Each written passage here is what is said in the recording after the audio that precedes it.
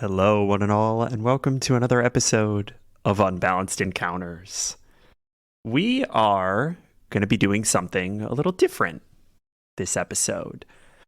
It has been approximately 6 months or so within the Rally universe, and well north of a calendar year since we started this show. And in that time, we've really not had a lot of time to see the gang just being people.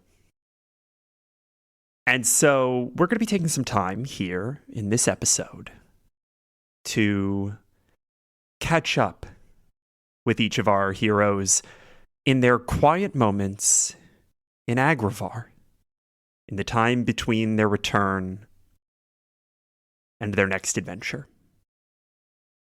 Sam, we talked a little bit about what you wanted to explore with June in this little bit of downtime.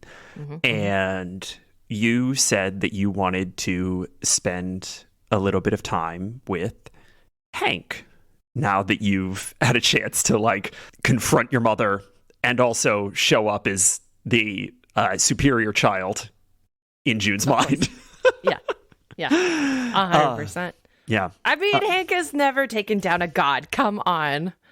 I mean, that you know of. Please. That you know of is all I'm going to say. Doubt it. 25 years, he could have gotten up to something. No, he's been sitting home with his thumb up his butt. He hasn't done shit.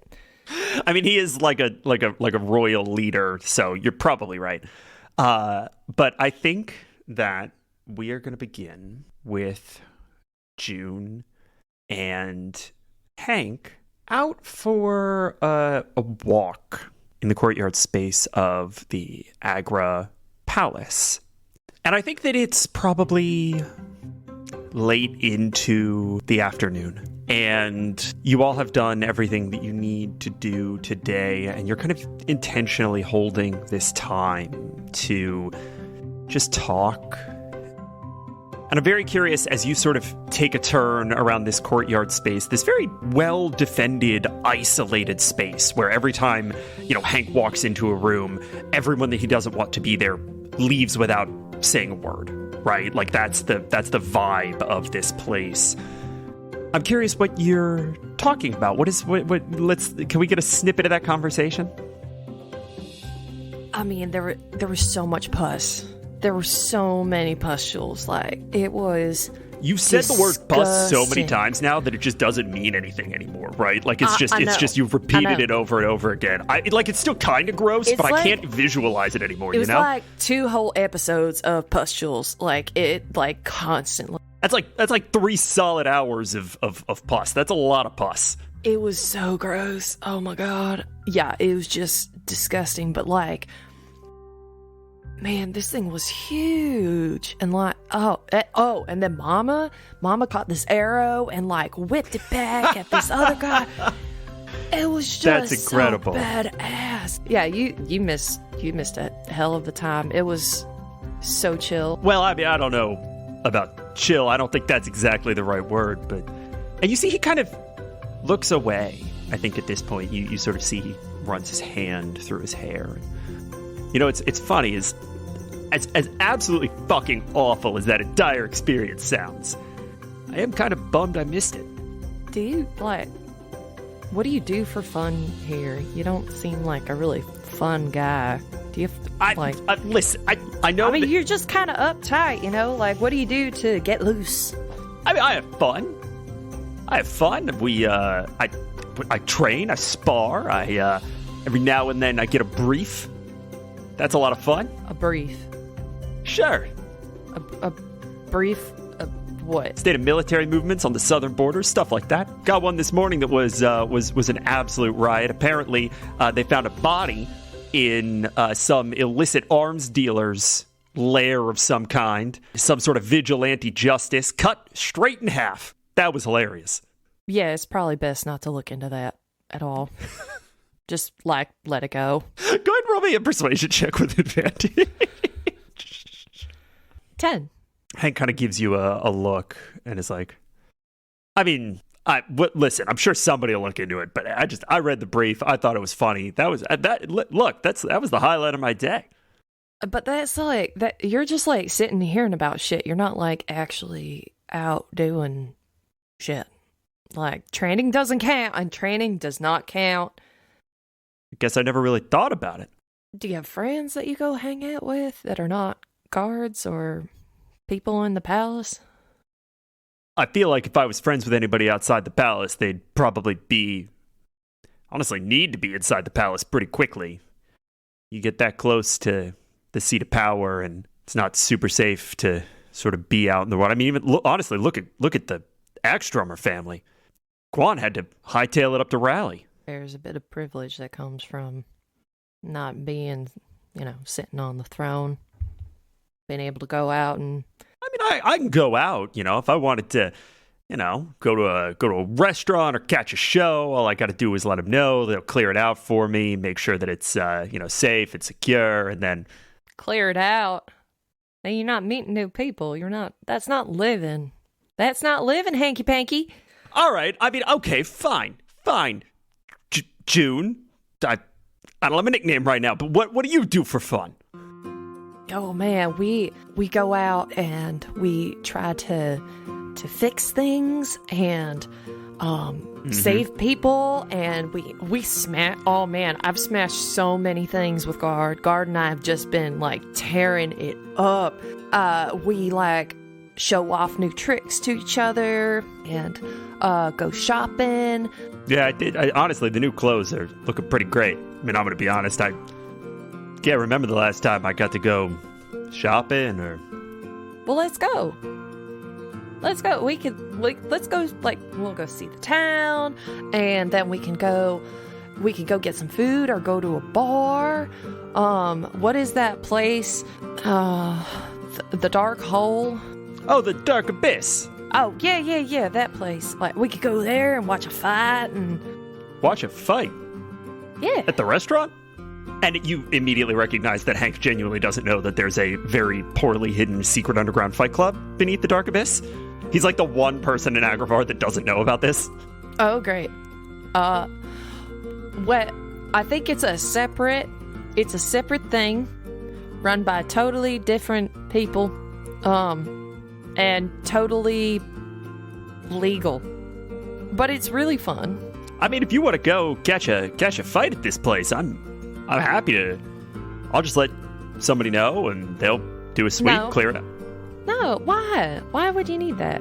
Well, I mean, if I get recognized, it's going to be a problem, right? I mean, if not a security threat, then at the very least, it's going to be a total distraction from everything else that's happening. So you can't be recognized.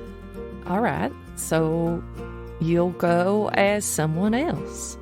But I'm not someone else. Not yet. I don't follow. We're gonna put you in disguise.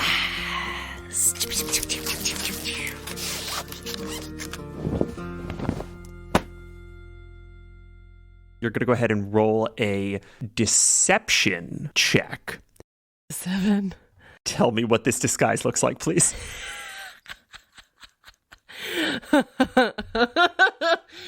I think June tried to take a note out of Whiskers. I think she's trying to take a note out of that, and like she doesn't think to draw it on. She just like cuts up a brown leaf and like sticks it under his nose to look like a mustache. And obviously, like, he's in, like, we probably went to Isaac and asked if we could, like, oh my god, Isaac, can we borrow your kimono? Okay, all right. And so you kind of dress him down into these scruffy clothes covered by an immaculately well-kept ethereal kimono stolen from the afterlife. Oh, wait. Hold on. You might need a hat. And the two of you find yourselves in the crowd at the Dark Abyss. Ladies and gentlemen, welcome to the Dark Abyss. Tonight we have something very special for you, our Anonymous Duo Tournament.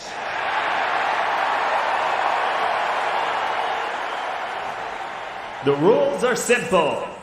Don your costume, get your tag team partner, make your way down to the ring, and get on the roster. We've got a slug of great fights for you tonight. See you in the ring. June's holding just a mega pint of ale. Hank just has like a ridiculously oversized wine glass. Oh, careful with your mustache there, and she'll tap it back on. I'll be honest with you, June. There are a lot of God's damn people here. This is honestly, I think, more people than I've seen anywhere other than one of my speeches. But like it's anonymous. Everyone's gonna be dressed up. Yeah, there's a guy dressed as a boar down there by the ring. That's pretty wild. Can I look at that person dressed up as a boar? Yeah, there's a very stocky, kind of rotund man who's wearing like a boar's head, like kind of over his head, and like sort of dressed in those furs, and he is standing next to a very lanky woman who is also dressed in furs that are a little more nondescript.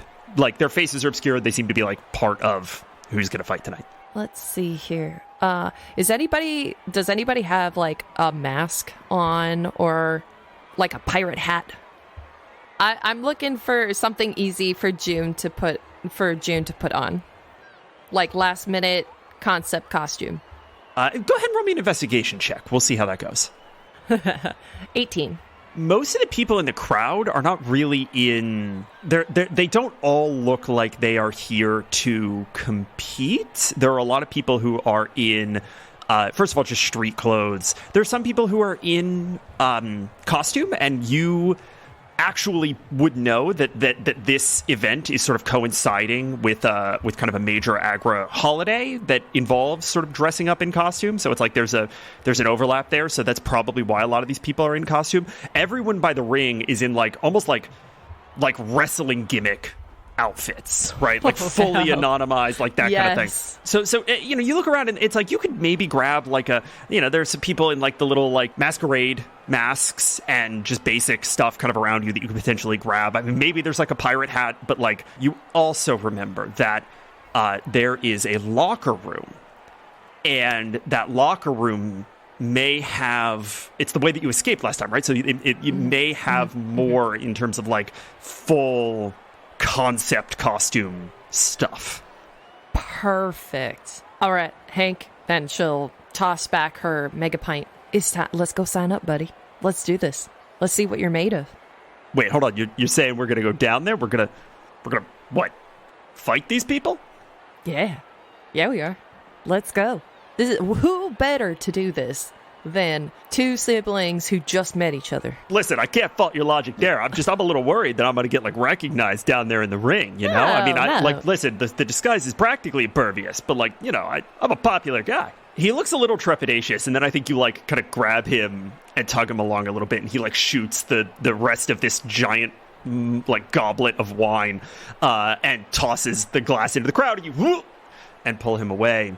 And on an 18 investigation, you slink down. I think that you stop and like write something on the little roster that's sort of ringside, and you zip past, and you find yourself in that same locker room. And it is relatively empty. You pass a couple of gaunt men with very long beards that, again, on an 18 investigation, you like immediately recognize as two of Oz's wizards from the fight that you caught, like walking out to, kind of wait for their turn to participate. And you walk in, you pull Hank into this locker room, and it is... Come on. All right. This place smells weird. It's a locker room. I highly doubt they clean it. That's disgusting.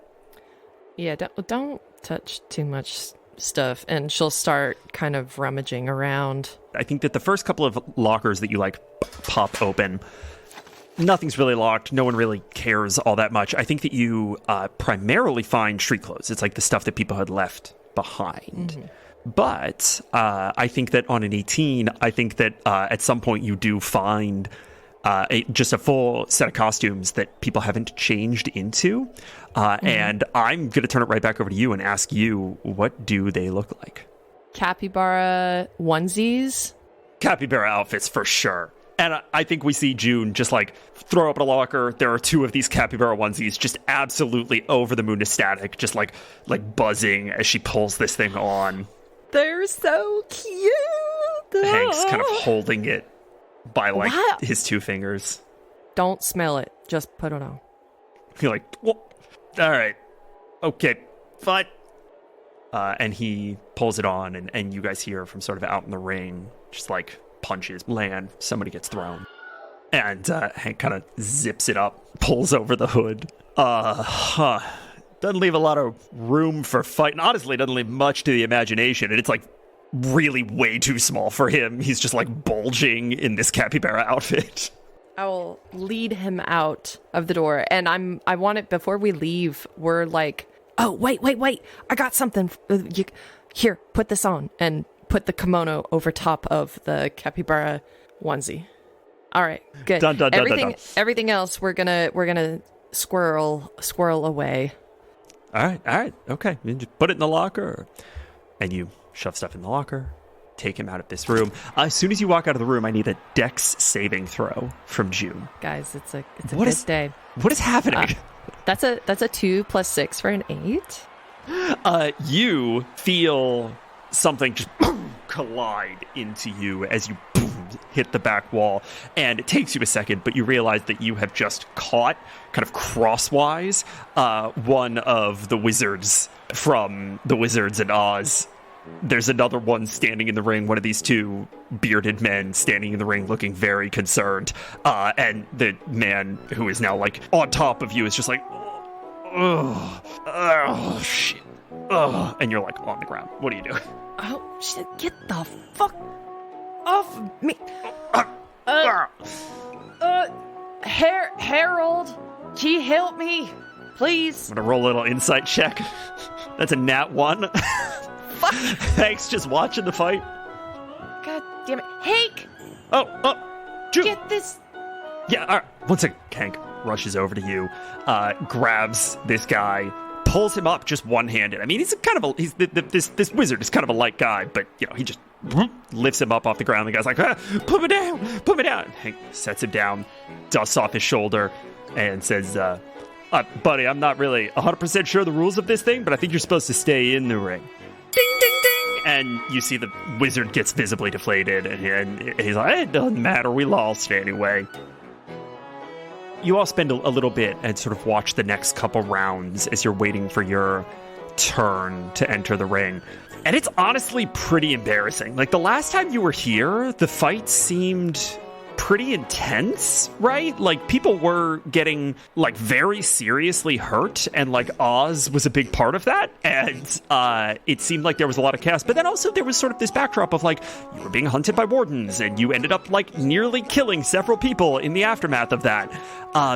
This feels a little different. It's honestly a little silly, the way that these people are not doing a particularly good job of fighting. And you see just like several missed opportunities, several stance problems, a lot of showboating, and a lot of time spent like hyping up the crowd.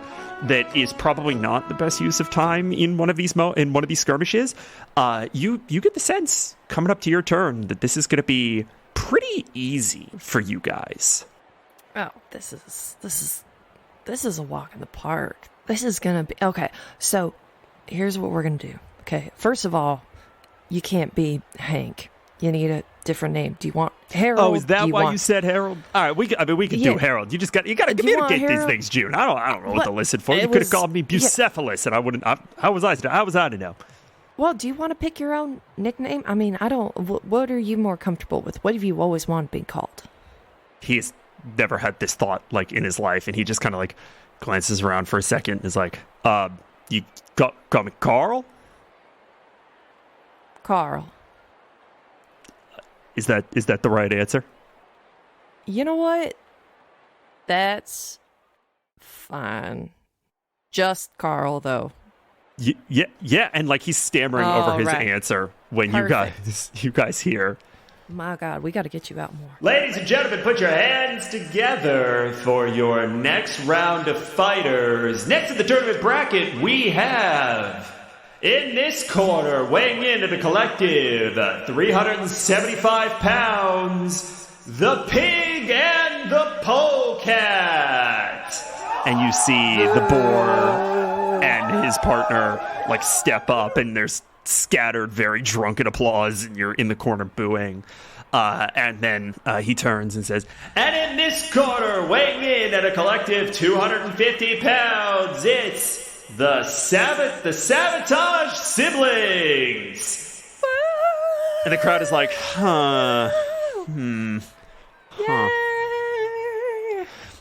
and the two of you step into the ring. And the way this is going to work is we are going to pull back to our fight rules from Arc 1. The way that each round is going to work is you are going to have a contested athletics check. You are going to roll these. You're going to get advantage from Hank. They're also going to get advantage so long as both of them are conscious. So you're going to have contested athletics. Then the loser needs to beat a con save. And then the winner gets a chance to make a performance check to see if you get a bonus from winning the crowd over. Okay. All right, June. Let me get an athletics check from you. At advantage, please. Okay, the first one was a 2. Second one is a 14. Is that a 14 all in? That's a 14 all in. Okay. They rolled a 16 all in. Who's in first, you or Hank? I'll go first. I think she's doing a fast run and trying to knock the closest one to her off their feet with her bow staff. So you are doing kind of a straight run. The closest one to you is going to be the polecat. It's the woman who's sort of dressed in those more ambiguous furs that you kind of now recognize are Wolverine furs. And Blasphemy. you run at her, and she runs up at you. And she does just like a full front flip over you and lands, and you run smack into the gut of the pig, and he does that like cartoon bounce, and you fly back, and she clotheslines you, and you go down onto the ground. I need a con save from you. It's a DC 12. Oh, that one. Oh my God. My con save, my +0 con, that one. Incredible. June, you are on the ground. You are prone. And they are going to make a performance check. They get +0 to this roll, so it's going to be flat. Yep, that's a 16 on the die.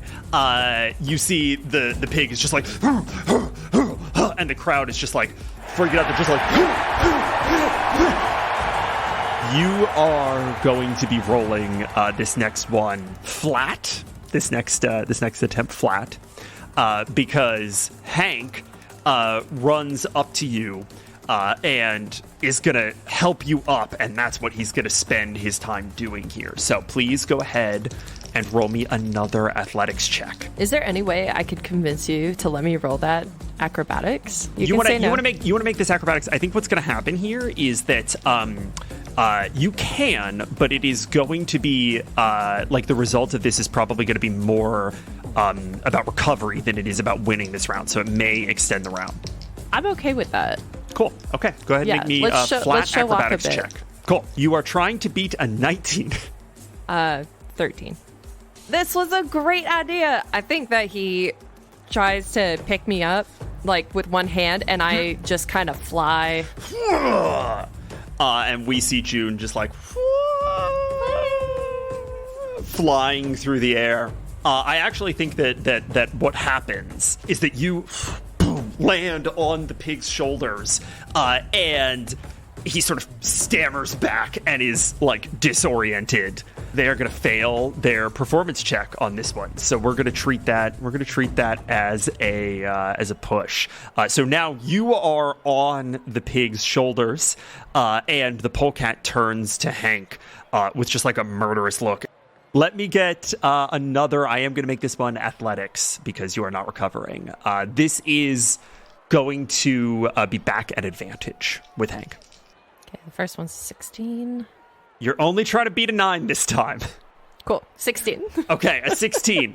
Let me go ahead and make that con save. They failed the con save. Yeah. How do you take the pig down? I want to drop down to sitting on his shoulders and take the tusks and, like, whip his head and whip him off balance onto the ground. Incredible. You do that and you feel his neck pull a little too far, and then he like whips his head around, and the mask is now, he's like fully looking into the back of this hood, and he's like and you push off of him, and he kind of goes into the ropes and like falls forward and lands, and the tusks like impale the ring, and he's just like there on the floor. While this is happening, the polecat gets distracted. She like glances over to see the pig, and Hank just like karate chops her between the shoulder blades, and she like stumbles forward off balance. Do you want to roll to gain the crowd's favor? Yeah. Okay. Yeah. Go ahead and roll me a, we're going to say a performance check here at advantage. The one was worse, so that's a 10. Capybara, capybara, capybara, capybara. On a 10, a 10 was less than the DC you needed. This was a DC 17, so you're 7 under here. If I get above a 7 on the die on this insight check, the crowd is going to recognize something. That's a 13. The crowd goes hushed. That's 1 round each. Can I get contested athletics? This is going to be made an advantage. Ooh, first one's a 23. You're trying to beat 21, so you do. Do you want to see if you get higher? It's a 23. Okay, a 23. 21. All right, they need to make a con save. They got to beat a 12. They succeed. What does this look like? Harold, grab her and... I thought we settled on Carl. Oh. Carl, grab a hold of her. And I want to run up and pole vault with my staff and kick her right between the shoulder blades and try to kick her into Carl Harold.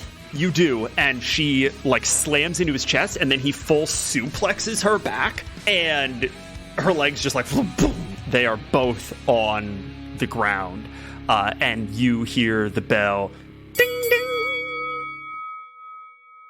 Ladies and gentlemen, your winners for this match, the Sabotage Siblings.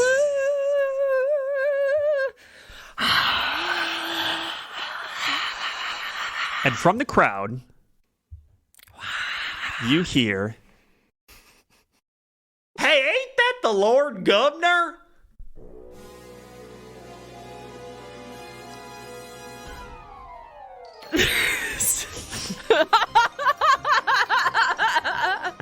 That's not the Lord Gov.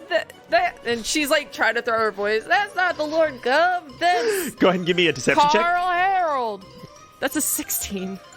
Okay, a 16 passes the DC here. There's clearly like a contingent of people who believe that it's the Lord Governor, but then other people are like, why would the Lord Governor be dressed as a capybara wearing a fake mustache at this fight right now? Hank is like, Jude, any thoughts? Let's give a little bow and we'll skedaddle. We're gonna go with the locker room because we need to get our clothes. Go ahead and roll me an acrobatics check. We're gonna kind of treat this as how you're getting away. It's a nat 20 for Okay, 26. done. She's just flipping and shit. You and Hank are just doing the sickest flips over people, just like standing double front flips, just like straight into the locker room. You like skid slide in, you punch the locker, grab your stuff, run to the window. Hank does the little like boost and like somersaults you through the window, and you put your staff in through the window and pull him out behind you, and the two of you are just running through the streets of Agravar at twilight. The whole time. And with that, we draw to a close. And the next morning, we see Hank at his desk going over his morning briefs. Like he will occasionally get like Agravar's version of the National Enquirer as just like his guilty pleasure, just like a total fucking rag sheet plastered all over the cover of this tabloid is the worst rendition of the two of you at the Dark Abyss with big block print, Lord Governor spotted at well-advertised secret underground fight club.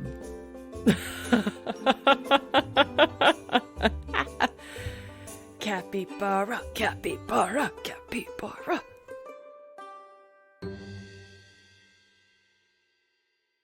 We are going to jump to Isaac. When we were kind of talking about what you wanted to explore, that we had a couple of things that we were kicking around, right? I know that we were talking about possibly spending a little bit of time with Rami, which I know everyone is excited to get back to at some point.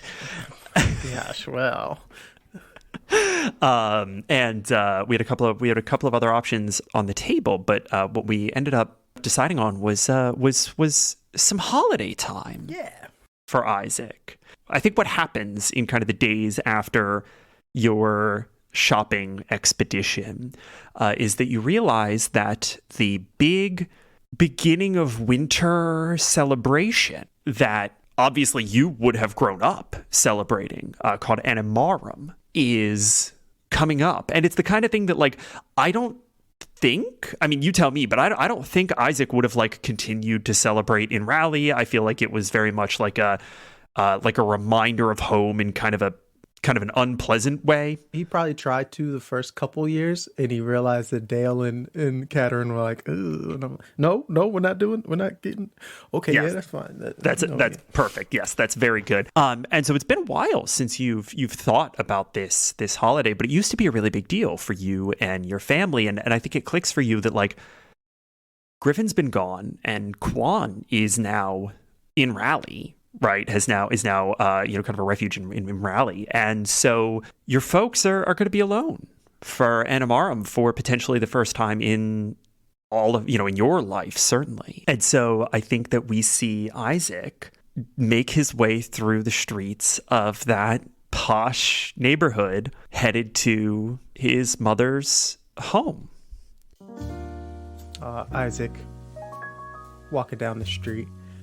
What kind of weather are we talking, Patrick? So we are coming into the beginning of winter, and in your memory, it would have been, Agravar is fairly temperate. I don't think that there was ever, kind of a ton of snow in this part of the world, but it would have been a lot of leaves turning color, a lot of, kind of sweater weather, right? Like that would have been, I think, the vibe.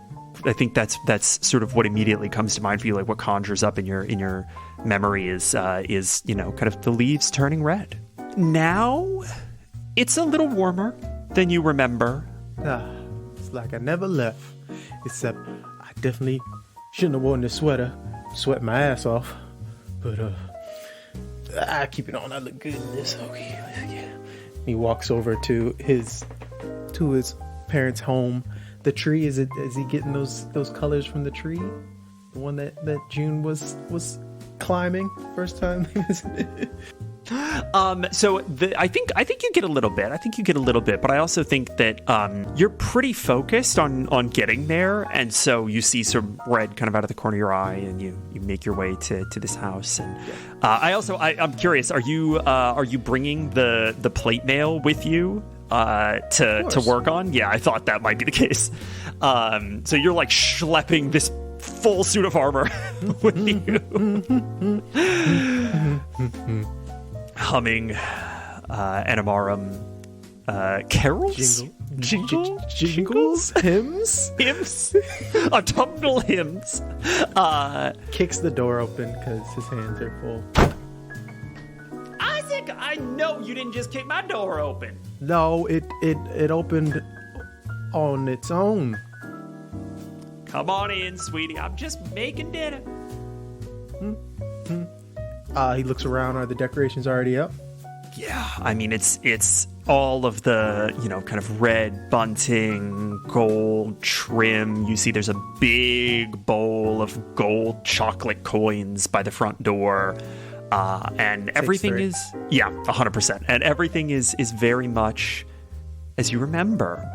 And you probably plop the armor down in the dedicated armor room that your mother has. Yeah, where Guard was, getting his little mani-pedi. And you kick your shoes off and walk in to the kitchen. What do you think your family would have prepared for food for this holiday? For this holiday, I think it's mostly food that can be eaten outside, because they like to sit on the porch or the patio and watch the festivities outside. And there's a bunch of his mom's got a whole bunch of cider set up. Yes. To be basically are ladled into mugs for them to drink on, as well as they got little meal plates. She's got little meal plates set up for them to I want to say it's like not a cookout, but like basically a dinner that's gonna be set up on a table outside, and basically folks can just walk up, grab a plate, have a little chat, and then either continue their day or they just enjoy the festivities on their lawn, basically. Yeah, absolutely. And I think that we see a lot of that hearty, what we would know as Southern fare. I mean, she's pulling out trays of biscuits from the oven. You've got this thing of cider going on, kind of a little side burner, big like canning kettle full of malt cider. Pop got the hog going? Yeah, your dad is out back. He's got it going on the spit. It should be right about done. And you see that she, she's slathering everything in honey butter. There's like cinnamon going into stuff. She's got kind of Brussels sprouts coming out onto a big plate. She's putting everything together. Isaac's already got his plate ready. And Isaac, could you go ahead and roll me either a perception or an insight check right off the bat here? I'm great at both of those. Well, we're gonna go insight, because I actually have a plus to that. That's a 10. Okay. On a 10, you notice that there are way too many plates. Mama, it's just me, you, and Pa, right? Yeah, I do, honey. I do. She kind of forces a smile. Force a habit, darling. Force a habit. Oh, I can get us some more people if you want me to run around town yelling. Don't worry about it. No, listen here. Let's we're gonna start pulling this stuff outside. Your daddy's gonna bring it out, bring the hog round here shortly. Let's get started, honey. No reason why we should wait. We should try to get anybody else. But we got plenty of love right here. If he noticed that and he noticed his mom, I think he'd go out to that tree, and he'd cast Speak with Animals. You go out to this tree and you see that it's sort of a low, kind of not gnarled, but very like twisty, kind of almost like a Japanese maple, and very similar to a Japanese maple. It is just a light in brilliant red leaves at this time of year. You cast Speak with Animals. To what end? He needs numbers. He needs people. He needs folks to show up. Are you telling me that you're trying to substitute your family with like the squirrels that live in the trees? The animals are supposed to get interested parties to come by the house. I see. So he's just gonna a whole line of critters show up, and he's just gonna get into military form, and he's like, all right, now I need scouts. You see, there's just like a row of chipmunks standing at attention in formal salute.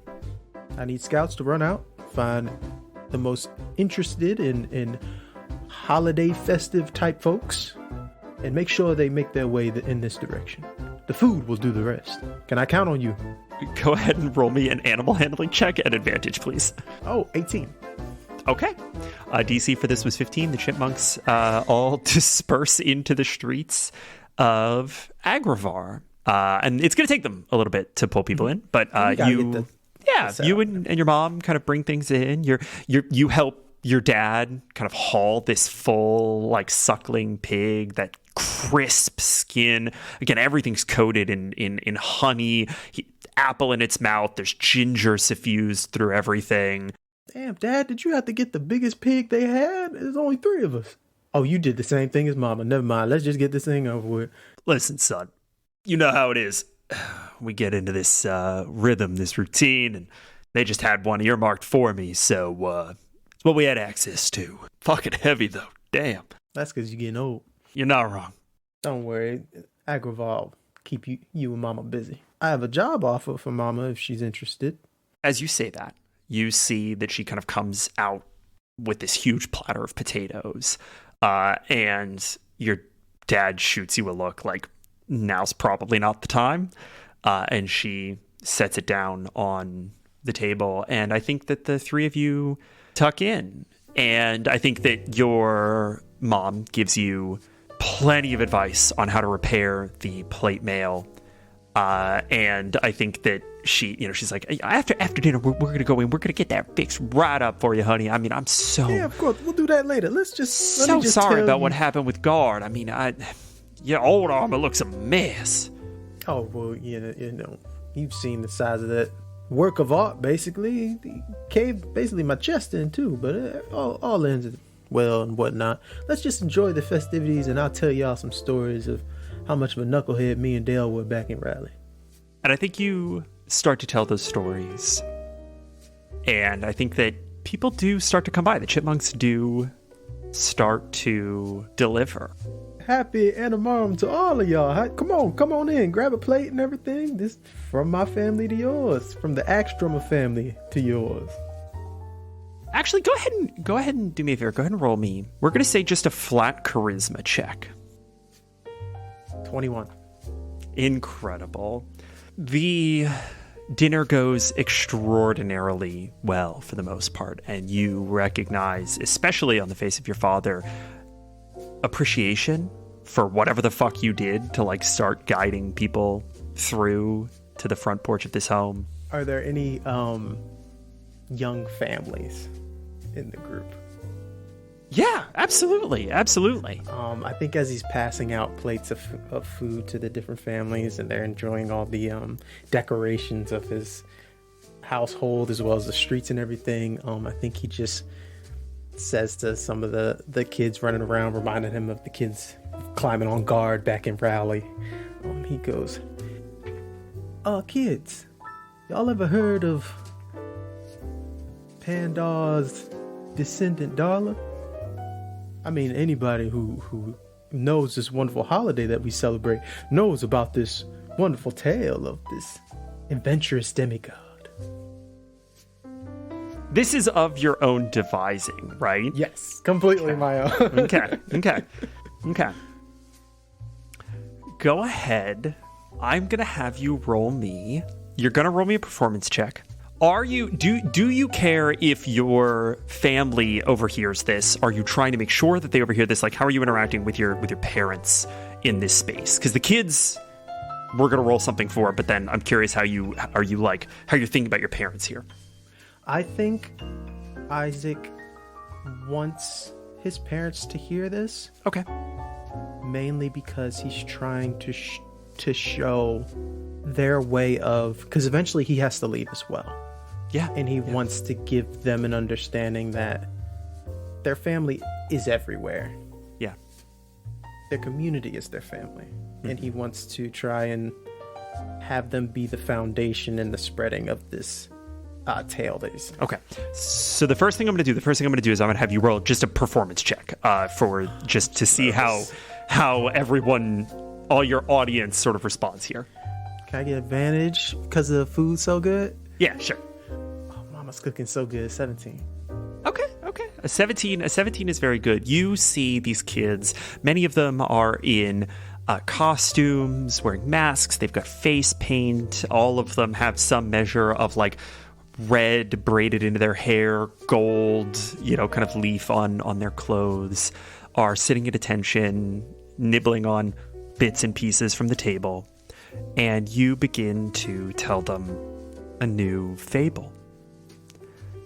And they Having been raised in a world where the predominant narrative is that the gods are dead, they're in awe. All right, I can. Yeah. I could see. All right, little guy, I can see the food's good. All right, tell y'all the wonderful tale of Pandar's daughter, Darla. As you all know, Pandar, along with the other gods, basically went away for a while. And Darla was very sad as her daddy was gone from her life forever. But her daddy did leave some gifts behind. And he knew to give them to Darla because she was a wise, wise daughter. And when he gave her these gifts, Darla wasn't a very selfish being. She thought the whole world should share my daddy's gifts. So, she went across the plains of our realm and she started planting the gifts that her daddy left for her. And her only wish for all of us was to do the same with these gifts, so that we can continue giving out these wonderful presents to our children and our children's children. And he starts pointing at the kids. And when you get older and have children of your own, you'll be able to farm and harvest and give those same gifts out to everyone throughout this country. And these kids absolutely devour what you're telling them. And you make sure that your family sees what you're doing, and they do. And you make sure that they overhear what you're doing. I am going to roll a little wisdom check for your father. He does get a +3 to this roll. If he rolls above a 15, he is going to see what you're doing in the spirit in which it is intended. If he rolls below a 15, he is going to perceive what you're doing from the lens of his very religious upbringing. Of course. So 13 on the die +3 is a 16. He comes over and he puts his hand on your shoulder, gives it a little squeeze. It's true, you know. What Isaac says, it's a God-given right to be able to farm the land. It's going to be yours too, one day. The kids, excited by the tapestry and the pageantry of this holiday, the new story that they're being told that they have genuinely never heard anything like before, start jumping up and down, and one of them grabs your hand and starts dragging you away and says, Mr. Isaac, you should come help us hang the coins. I gotta make sure my parents are tucked in at night and safe and sound, but I sure. Your dad rolls his eyes and nods his head to send you off. And all right, let's go. And we see you get dragged into the neighborhood at large. And you can see other families that have put out tables similar to yours. It's not all of them, but it is a lot of them that have put out these banquets effectively for everyone within the neighborhood. And all of the ones that haven't have these big bowls of gold foil chocolate coins set out. And all of the children in this neighborhood are doing exactly what you remember. In their costumes, they're going around, they're taking handfuls of these coins, and you see that they're all on strings. Because these are not for eating. At least not today. They're for remembrance. The point of this celebration is to leave an offering for the souls in the trees. Something that harkens back to a legend long forgotten. And the way that it is celebrated by children is that they make a wish on each individual coin and hang it around a little branch. And we flash back. Isaac, are you the oldest? No, Isaac's the middle child. Quan's the oldest. You are running down the street with a big armload of these chocolate coins. And you hear from behind you, Isaac, wait up! And boom, a couple of them, kind of scatter to the ground. Isaac, stop running so fast! Quan, it doesn't make sense. Your legs are longer, and yet you are slower. Listen, I read faster, damn it.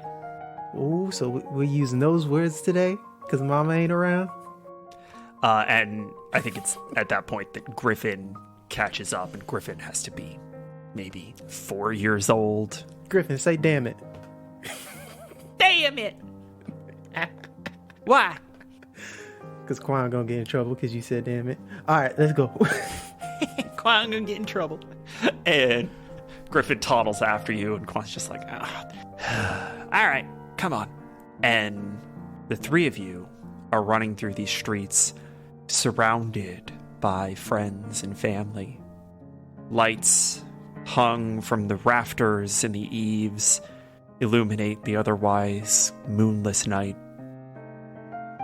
And every tree that you can see is turned for the season, and these maples are on fire in the fields.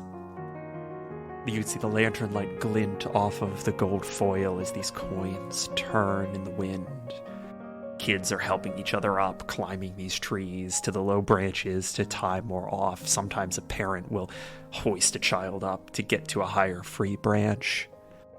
I think the three brothers have a system where it goes Quan, and then Isaac, and then Griffin's at the top. Just tower of the three axe drummer boys. Go ahead and give me, we're going to say an acrobatics check here. Oh, let's go. Yeah, it's an 8. You hoist Griffin up, and Griffin ties off one of these coins and is holding onto the branch for stability. And Isaac, your foot slips on a leaf. Immediately push Griffin, and he'll take the whole fall by himself.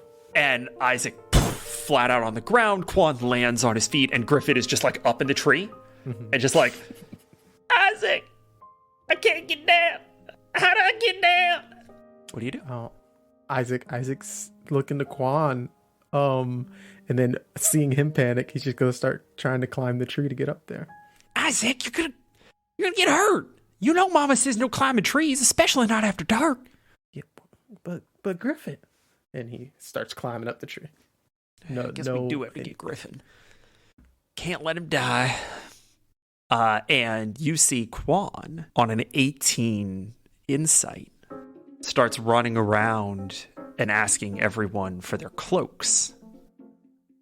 And he starts laying out this landing pad. He grabs some leaves, he shoves it underneath, he is tearing up a little bit of the loamy earth and pushing it underneath these cloaks and building a landing pad. Can I get either an acrobatics or an athletics check from Isaac as well? Definitely athletics. It's a 24. Actually, I put them all my stats at 0 because he's a child, so just an 18. Okay, it's still on an 18. You get to the branch, and Griffin is crying and scared, but in a defiant sort of way. He's choking back some of that fear, and he sees you reach out to him. I think I'd sit on the branch. You get up onto the branch, and without hesitation, he lets go of the branch, not thinking about how you're going to catch him or hold him, just trusting you implicitly. And he lets go, and he starts to fall, and you get him up under the arms, and then you spin around, and your legs are locked around this branch. You are fully upside down. Griffin is in your arms, and you glance down, and you see Quan, and Quan says, "Go ahead. It's safe, I promise." You ready? Huh? You're so brave, Griffin. And then he lets go. And you hit this cloth pile, and all of these leaves fly up around you. Just laughing. And the three of you laugh as all of the leaves gently flutter to the ground.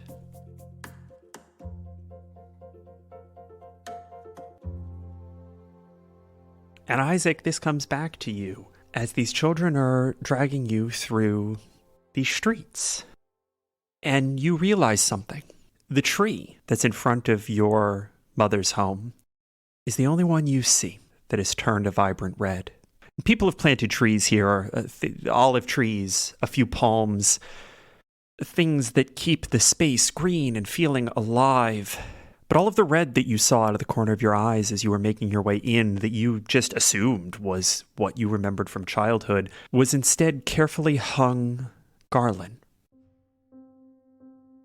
Ropes of shaggy red mass strung across alleyways and in rafters.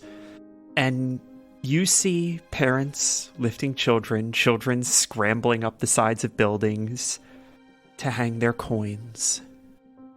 But it's not on the trees. Those trees are gone.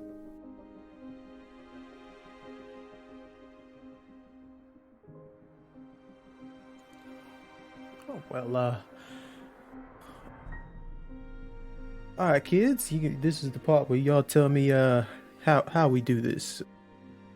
Where am I hanging these precious coins? And he's gonna pick up those 3 coins that he swiped from his mom's bucket earlier.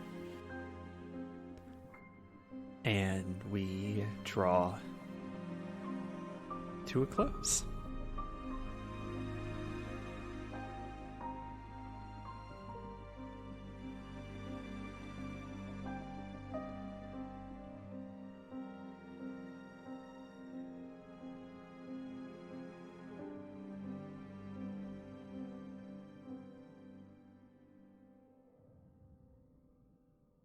So, Emily, when we were coming up with the story that we wanted to tell for Safra here, your initial impulse was, let me have a shopping day with June, and then that happened our last episode, and Harissa was maybe not actually the most jazzed about it, but I think she's looking pretty good right now. You want to remind us what her outfit looks like at the moment? She has come away with an outfit that is still kind of like a lot of fabrics, kind of reminiscent of the poncho. You know, it's kind of like loose, but it's got a big sort of sash around the middle now. So it's kind of like tied very Ronin-esque, I would say, in the kind of like that loose fitted kind of style, and sort of like big sleeves and things like that. I imagine her in a very deep red and sort of like gold trim.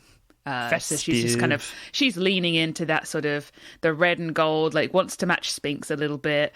And yeah, just sort of enjoying looking fabulous, looking amazing. Even gotten some little bits that she's put in her hair as well, just to kind of match that little sort of gold bits and pieces in her hair. Yeah, right. Tinsel, little bits of like thread that she's kind of like maybe put into little plaits and stuff. Cool things like that. She's looking good.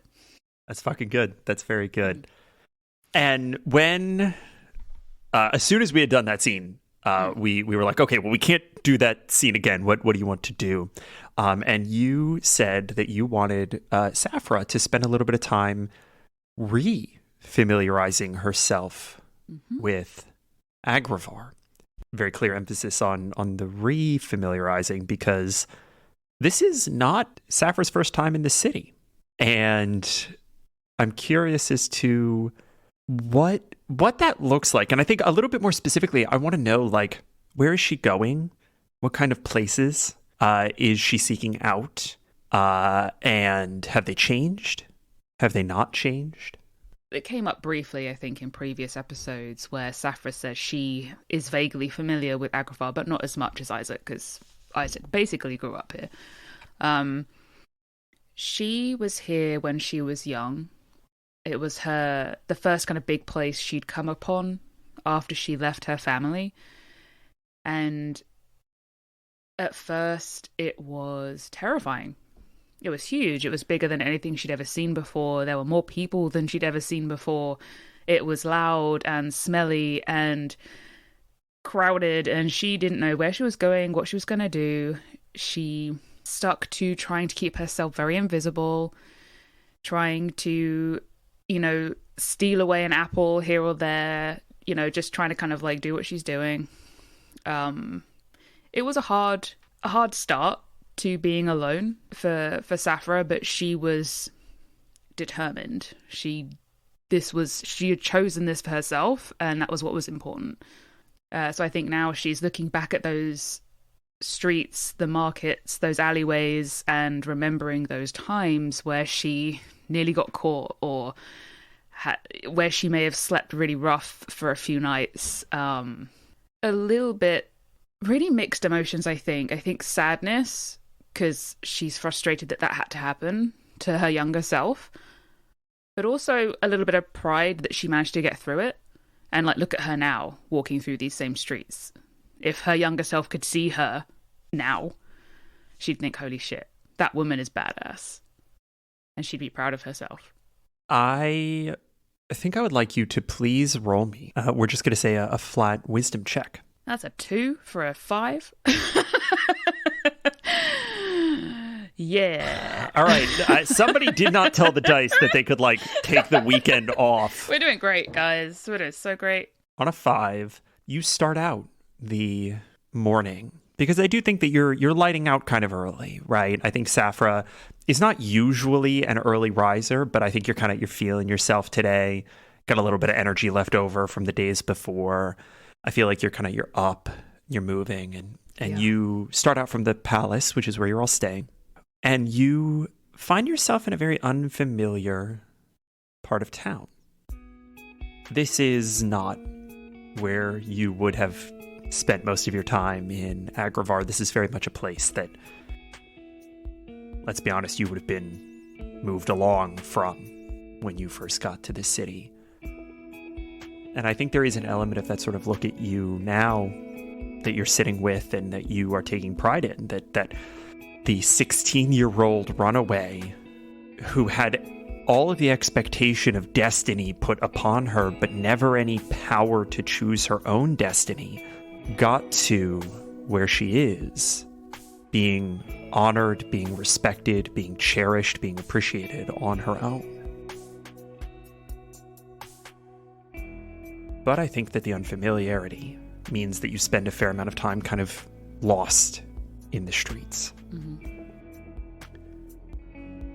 And I think that the first thing that you see that you're like, oh wait, I kind of know where I am, is that you turn a corner and there's a little produce shop with a stall out front. And it looks a lot like other produce shops. It's kind of nondescript, but you see that they have their pears arranged in just like a very specific kind of meticulous way. That's just like, it's that instant, like, this was out of the ordinary at the time. It is exceptional now. I think I might know where I am. And I think that what we see is Safra move through this neighborhood with an increasing measure of sureness in her step. And we see her kind of wind around a building, up a staircase to sort of a public courtyard that's half a level up from this building, get a better view, make her way back down. There are bakeries and little tailor's outfits, and you pass by a little statue, and it is worn down to almost smooth marble at this point, but you kind of run your hand over it and you remember that it is a very old statue to Pandar. And at the time when you were here as a 16-year-old, you didn't know it as a statue to Pandar. The features were all rubbed down. It was just kind of this vague kind of silhouette of a bipedal shape. And now it's even more so. Now it's almost just kind of a plinth of marble, little, kind of foot-tall plinth of marble set into this wall. But what you remember it for was as a way marker to Haldir's. And sure enough, you turn around, and the chocolatier is right behind you. Same sign, same little closed sign in the window. Looks like it's gotten a fresh coat of paint, but otherwise unchanged. What do you do? As soon as she turns around, the smell is so familiar. You know how a smell can just evoke a memory in such a strong way compared to like so many other things? And she was just, for a moment, back when she was a young teen, staring at the same shop, a growling belly, and remembering Granny Rosa's chocolates, and it just breaking her a little bit. And I think without thinking, she just steps towards the shop and tries the door handle. It's unlocked. She's just going to automatically step in and take in the creak of the floorboards or the light hitting the shelves the same way they always did. And just stand there for a minute. You walk into this tiny little chocolaterie. There's a display case along one side. There are shelves along the back with, kind of glass jars of cocoa beans and spices and little display things. There's like a little brass scale, just the bric-a-brac of running in this little confectionery. And bent over a huge bronze pot is this larger-than-life silhouette, this man who is twice as wide as Harissa and a head again taller, with a big wooden spoon stirring something in this cauldron. And hearing the door, he says, my friend, we are not open for a few more hours. I would love to have you come back. If you remind me that you were here earlier, I'd be happy to take 10% off your order. Without even thinking, automatically she would come out with the same thing she would always say every time this would happen. If you are closed, lock the door. How many times do I have to tell you? And this man lets go of this massive two-handed wooden spoon, turns around, and you see a familiar face. Double chin, prominent paunch, huge mustache that you remember as jet black that is now snow white. And his eyes light up. No. That is not the daughter of my heart, Safra Harissa. She just grins. You don't get a chance to, respond. He, in 3 steps, is just... poof, poof, all the chocolates are jumping in the case as he's walking across this floorboard. And he pulls you into a bear hug and spins you around. All of the wind leaves your chest. And he drops you, and he holds you back, and he says, let me take you in, darling. You look good. I mean, thank you.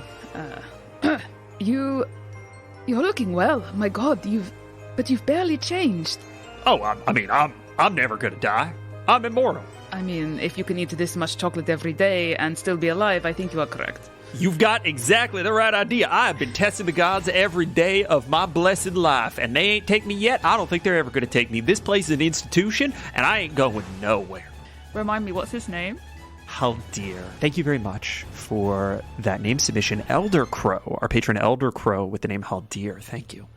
Safra's smile is going to falter, and she is going to try and find the words to apologize to him. I'm sorry, Haldir, for the way I left. I should have said something. Perhaps I shouldn't have left at all. Roll me an insight check, please. Oh, that was nearly a nat 1. A 7, totaling a 10. Well, the DC on this was 20. Hey! I did so great. Before you can read a reaction off of Haldir, he has set you down, turned away, and he spins back around with a plate of little chocolate confections, and he shoves it into your hand, and then he spins around again. He takes 3 bounding steps back to that huge cauldron, pulls a metal ladle off the wall, 2 mugs, and in one practice gesture, it's pouring hot chocolate, and he whips around and he comes back and he sets them down on the counter and he brushes back. He's got like sleeveless vest on. That, you know, it's like one of those like flowing kind of sleeveless vests. He like pulls it aside a little bit. You see he's got like a belt, almost kind of like a bandolier of different spice vials, and he pulls out little like ancho chili and cinnamon one, and he's just like spiking these hot chocolates, and he clicks them back into place, and he hands you one, which is like a difficult thing for you to take because you've got your hands full of this platter of chocolates. Okay. And then he like gestures to a small little marble top table by a display case on the far wall from where you're standing, and leads you to sit down. And he says, "Come on. Now I won't hear none of that talk. Sit. Safra, tell me everything. How are you?" Where do I even begin? She's gonna puts down the tray and the mug, and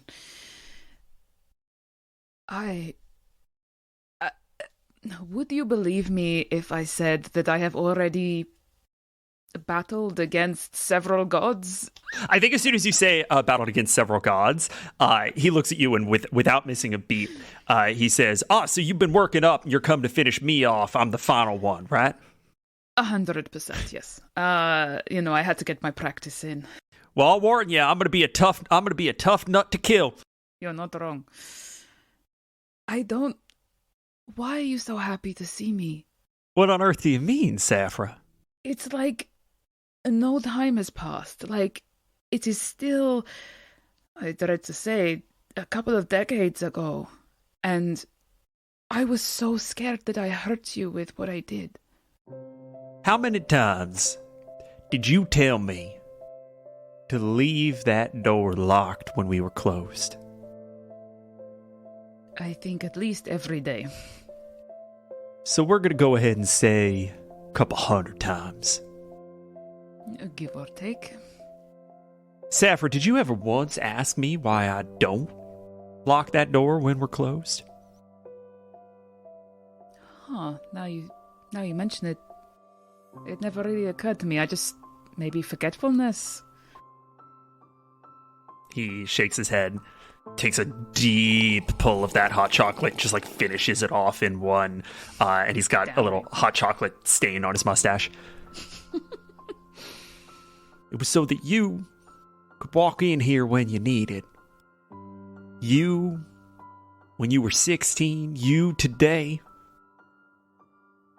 you and everybody else that has ever needed a little bit of a smile. Now, you're worried about whether or not you hurt me. And I'll be honest with you, Safra. You did. I was crushed. I was worried sick for the first week you didn't show up. No note, no nothing. But then I settled in and assumed that you were making your way in the world, same ways you made it into mine.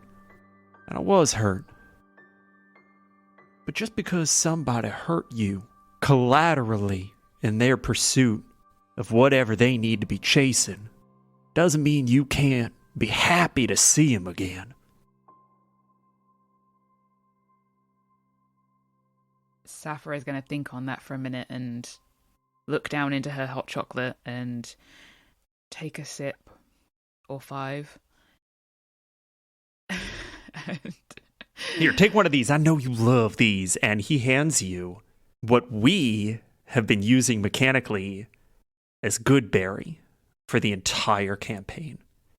A little chocolate truffle that was the style that you introduced to him by way of Granny Rosa, that he helped you perfect in your time here. Safra will recognize it and smile, and she's going to pull out her tin and hand him one of hers. And let's see how mine hold up. Huh? Are we doing this? Are we doing this? Let's do it. Let's see who's better. I always said that mine were always better, and you never believed me. And he pops it in, and we flash back. The two of you are standing in the kitchen of Haldir's Chocolates. And you have just handed him this truffle. And he takes it and he says, kind of running his hand over his black mustache, "Now, Safra, I know your grandma has taught you quite a bit about the business. You've been trying to work this recipe for your entire time here. Every time you put one of yours up against one of mine, falls a little short. You sure this is the one you want to try?" I've cracked it this time. I know I have. All right. We're going to see. He pops it in his mouth. She's just going to watch him intently, just like unblinking, watching for any sign of any kind of emotion whatsoever on his face. He puts his hand on his hip. No sells the tasting, but is contemplative. And you see him straighten a little bit. And you feel something that you did not know how to accurately process when you were 16. But today, you recognize as the feeling of manifesting your magic. Oh. As you successfully cast Goodberry for the first time. He gains 1 HP. But at the moment, you recognize it more as success. He straightens and he says, "Well, I'll be damned, Safra. You did it." I did it? I mean, of course I did it. I mean, it was obvious I was going to do it eventually. And she's just like blushing, but trying to play it cool. Yes, it absolutely was. Believe in yourself, girl. And you know why? Why? Because you are every bit as talented as me. I don't... And one day, you'll be every bit as talented as you need to take over this place. When she hears those words, it's almost like she freezes and her pride kind of falters into a fear. And I think he sees that change in her face.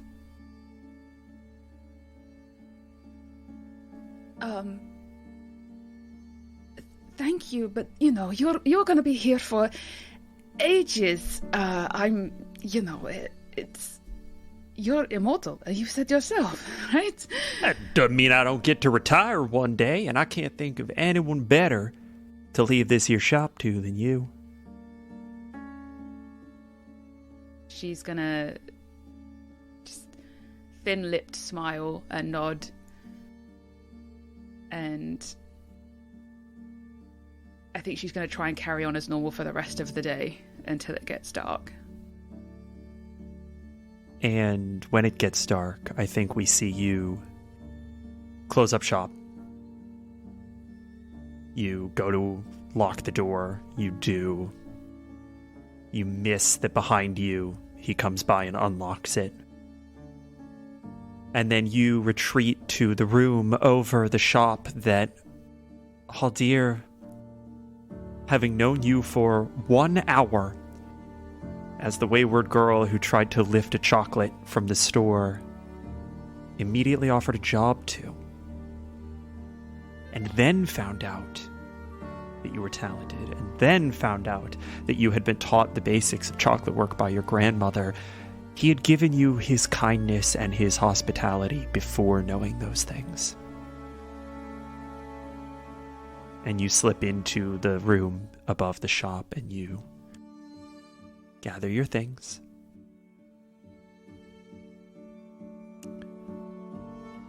Slip out into the streets of Agravar to once again run away from a pressure that wasn't yours and a responsibility that you didn't choose.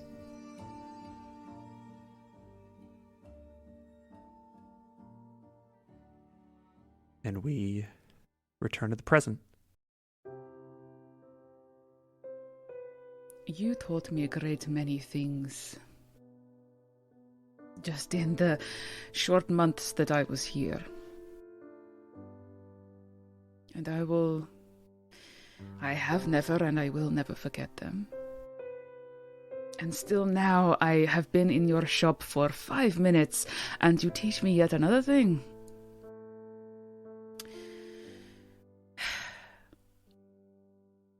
I ran from responsibility and have done so for most of my life. I always felt people were trying to choose my life for me. One of the reasons I ended up here in the first place. And I don't want my leaving you be a reflection of how I felt about you. I loved it here. I loved you. I still do. I mean, what am I talking about?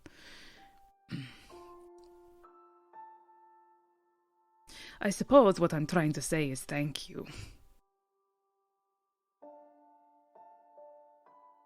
You know, it's so funny to me. You're sitting here as your hot cocoa gets cold, wasting all that breath, trying to apologize to me.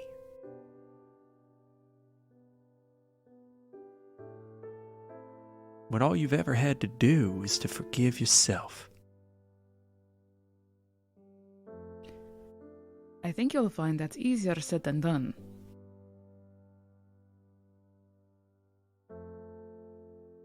And I always liked it better cold anyway.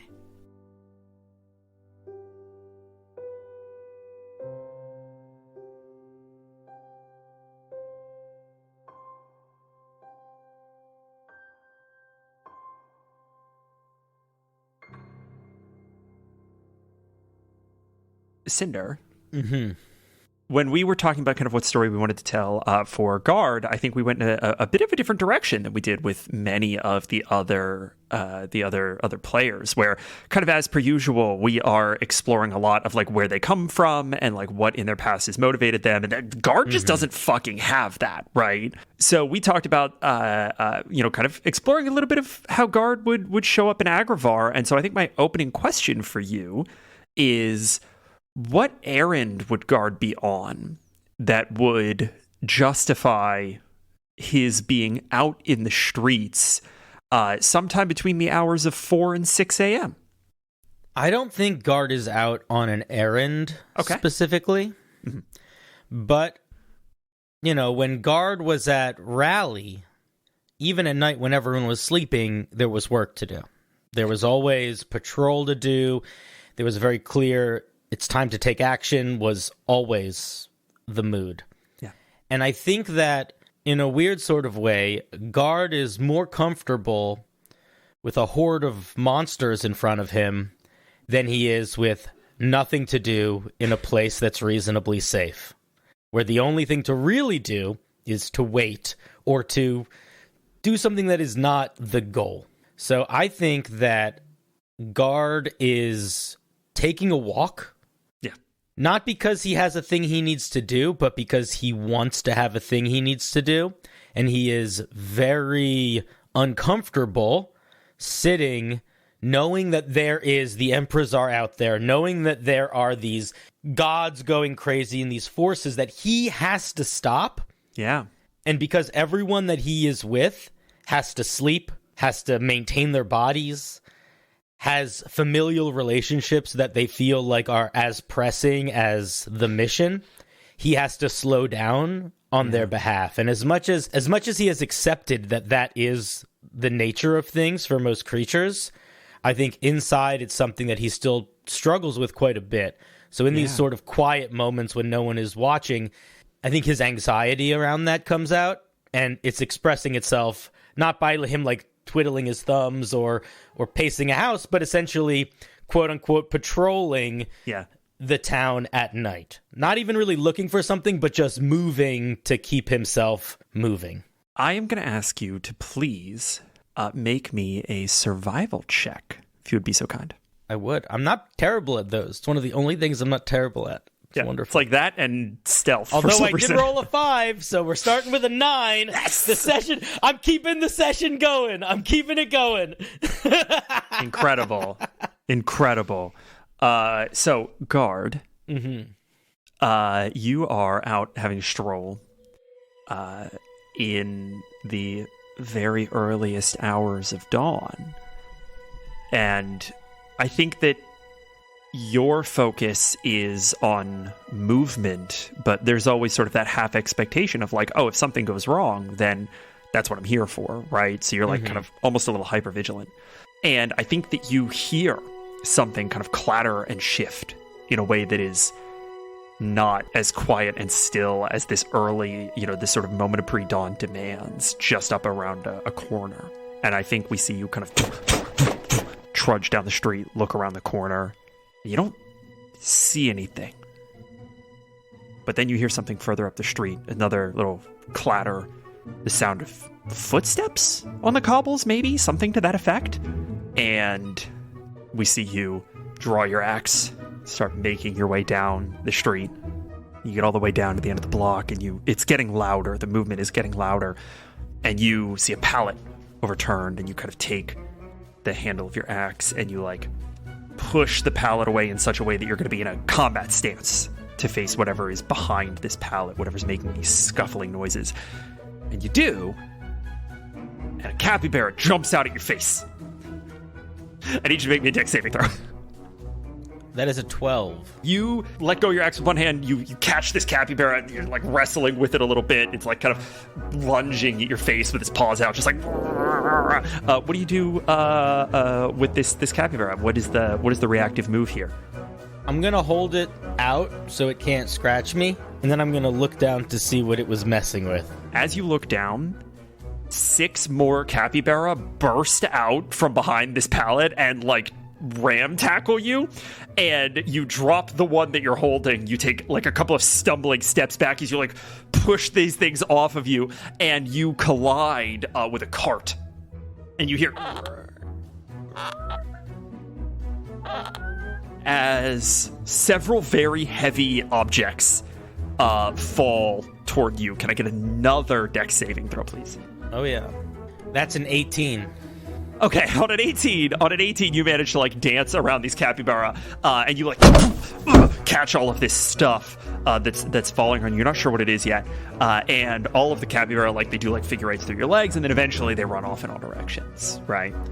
And you are holding all of this stuff on your shoulders. You got one on your head. You're kind of wavering a little bit, and from behind you, you hear, "Oi!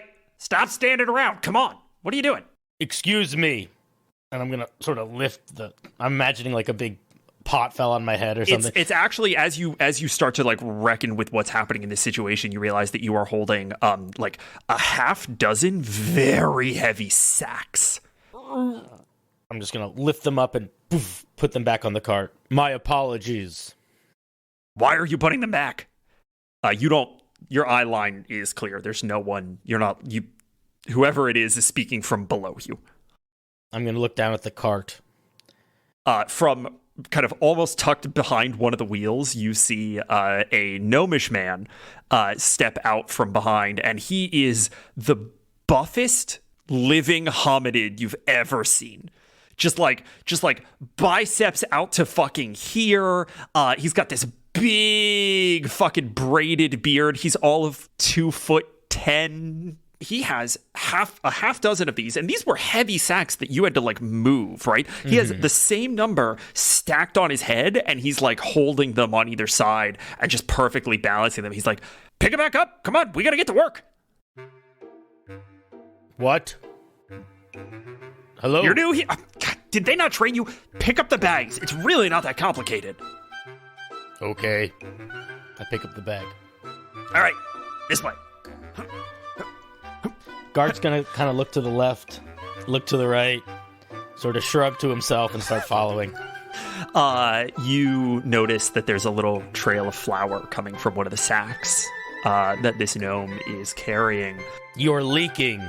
Listen, I can't get them all. It's gonna be fine. And he walks into an alley that you have to like squeeze into. It's like very small, and then disappears into a door. What do you do? As I'm carrying the sacks with my foot, I'm going to try to scoop the flour that's falling out, sort of like kick it along like a doing a bad job of like squeegeeing it. Go ahead and give me just a quick performance check.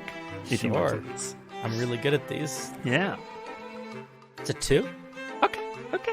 I think you managed to scrape up some of them. It's like you are trying to use your foot to scrape up flour in like the pre-morning streets of a city. So it's kind of like getting like wet. 30% flour, 70% dirt. Yeah, that seems about right. And it's all kind of now a little muddy because of the fog in the mornings. It's just like not a good situation. But you get it up to the door. Can I fit through the door? It's low, but it is very wide. So you're gonna have to like duck pretty substantially, but you can get in through the door. Guard's gonna squeeze down and sort of one at a time put the sacks inside the door. Come on. Hurry up. And then he's gonna reach down and he's gonna scoop up the flour that he got from the ground that he dropped. And he's gonna squeeze into the room. Where should I put this? And I'm gonna hold up the flour. This gnome, who has set all of his bags down on a set of shelves, looks at you from the center of a bakery. And as you sort of look around the room, you see that there are several ovens going. There's a big millstone right in the middle of this space that's being driven by a bighorn ram that's just like moving in a circle. And, there are a couple of people who are like kneading rolls and baguettes, and like you see somebody like doing kind of that like flip spin thing that you do to, kind of work out dough in its early phases of kneading. And this gnome looks at you, having just set all of his flour down, and just smacks his forehead. You really didn't get any training, did you? I have no memory from beyond 2 years ago. Who hired this guy? I was sent on behalf of Demoiselle, the goddess of death. All right, we got a jokester in the room today, I guess. Actually, go ahead and give me another performance check with advantage this time. A 9. I think the guy who's like doing the like in-air stretching, like you get a chuckle out of him for that. That's like that hit his humor specifically. This gnome looks at you, kind of wipes his forehead, because now his forehead is just absolutely covered in fucking flour because he just like slapped it, right? He wipes his forehead and he leaves like a greasy, kind of floury stain, and he says, "Can somebody figure out if Gale was the one who hired this guy and what we're supposed to do with him? I guess in the meantime, I'll show him the ropes. All right, come in, get rid of that. You're scraping dirt off the floor. What are you doing?" Oh, sorry. And then very delicately, Guard will place the ground flour that he's been holding on the counter. Try not to spill any on the floor. Okay. And then he's going to scrape with his gloves, with his gauntlets, he's just going to scrape off the bottom of his feet and sort of kick him against the back of the door. Okay, we're going to have to start from scratch, I guess. First things first, you're going to go wash your goddamn gauntlets. Why are you in a suit of armor? Wash your goddamn hands. And then as soon as you're done that, come over here. You're going to help me with the mixing. Okay. Guard sort of haphazardly walks over to a sink with 2 big fingers, tries to very delicately turn the sink on without like tearing the knob off.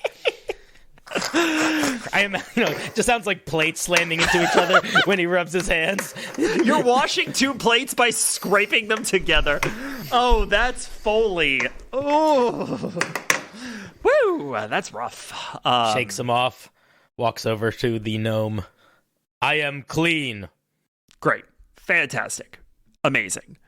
Really, no one gave you any training. Today's your first day, right? You're not just like very stupid. I have been on my quest for some time. In this bakery. This is my first time in this bakery. Great, cool. All right, so there's room. It means we can work up. Fantastic. Can you hold a stick? Yes. Amazing. He hands you a very large wooden spoon. I wield it like a weapon. Preparing to do battle. Aggressive? but fine. What you're going to do is you're going to be in charge of mixing. So I am going to be adding things to this bowl. We're making an enriched dough this morning. You think you can handle the mixing? Yes. Fantastic. I have mixed many innards before. He scrunches up his face a little bit and like shakes, and his entire body, just like his muscles just like ripple a little bit as he heaves up a gross of eggs and sets them down on the counter and just starts, and he is working fast to get these eggs into this big bowl, and he seems to be expecting you to do something. What does Guard do? Well, Guard's gonna mix. I look at this bowl of eggs and I think back to the many times I have been protecting Rally or doing battle against the foes of this world and the next, and I will strike down into this bowl with my divine otherworldly might. Please give me an attack roll. Your choice of reckless. Oh, reckless, for sure. 23. Guard, the bowl, the spoon hits the inside of the bowl, and you just like, and you see that initially this actually works pretty well because it takes a lot of force to get this massive eggs moving. But then as the yolks start to break and it starts to emulsify, like little bits are kind of flying, like all of a sudden, like you are making a huge mess out of this. And this gnome, who was like initially kind of enthusiastic, right? Who was like, oh, maybe he'll get this one right. Then gets hit in the face with some egg, and it's like, fuck's sake, calm down, gentle. I am always calm. There is absolutely no need to be attacking this bowl right now. Then Guard is gonna look down, see himself like covered in bits of egg and like it's splattered on the room, and then sort of do the exact same motion, but like really slow. Just like, yeah, slowly very controlled. Swing back the mixer and slowly stick it into the bowl and start attacking the innards of the bowl. Better. But very slow. Better. Okay. And you see that he indeed does. He adds some water to this, and you continue to mix, and he adds some salt, and he starts, kind of bringing flour into the equation, and you feel the resistance of the dough starting to come together.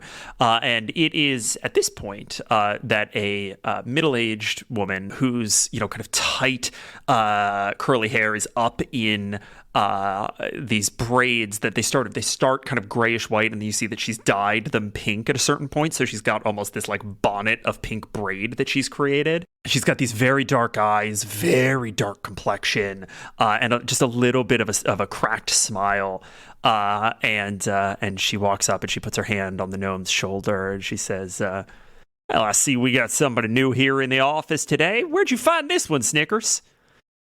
And the gnome's name is Snickers Von Doodle. Thank you, Dark Steel Panda, for that name. This material is fantastic. The more I do battle with it, the more powerful it becomes. As the dough starts to thicken and I'm stabbing it. Damn. I'm rightly surprised. I'm rightly surprised he figured out gluten development in how long you been here, friend?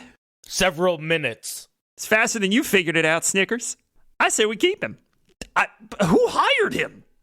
I was hired by Demoiselle, the goddess of death. No, he's got a sense of humor. I like him. Get him on the payroll. And she slaps Snickers on the back, and Snickers goes, that's your job. You're the owner of this establishment. You put him on the payroll. At this point, she's started to walk away, and Snickers is just like, oh, for the love of God. Okay. All right. You're doing great. You're doing great. Now, I need you to roll. Can you roll? Guard lies down on the ground and starts to roll.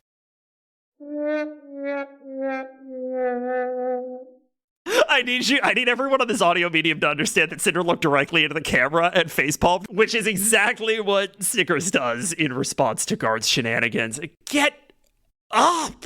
He gets up. Oh, okay. Okay. Go wash your hands again, and then come back with a rolling pin. Does somebody want to get the new guy a rolling pin? And I need dex save from you. 12. Okay, you go wash your hands, and as you're on your way back, somebody literally hucks like a 2-foot solid oak rolling pin at you, and you just like catch it in midair. And walk back up to this giant work surface that Snickers is working at. He's turned the dough over, and it's sort of sitting in a mound. I prefer this weapon to the last one. And he sort of swings it and feels the heft. It is definitely heavier, yeah, for sure.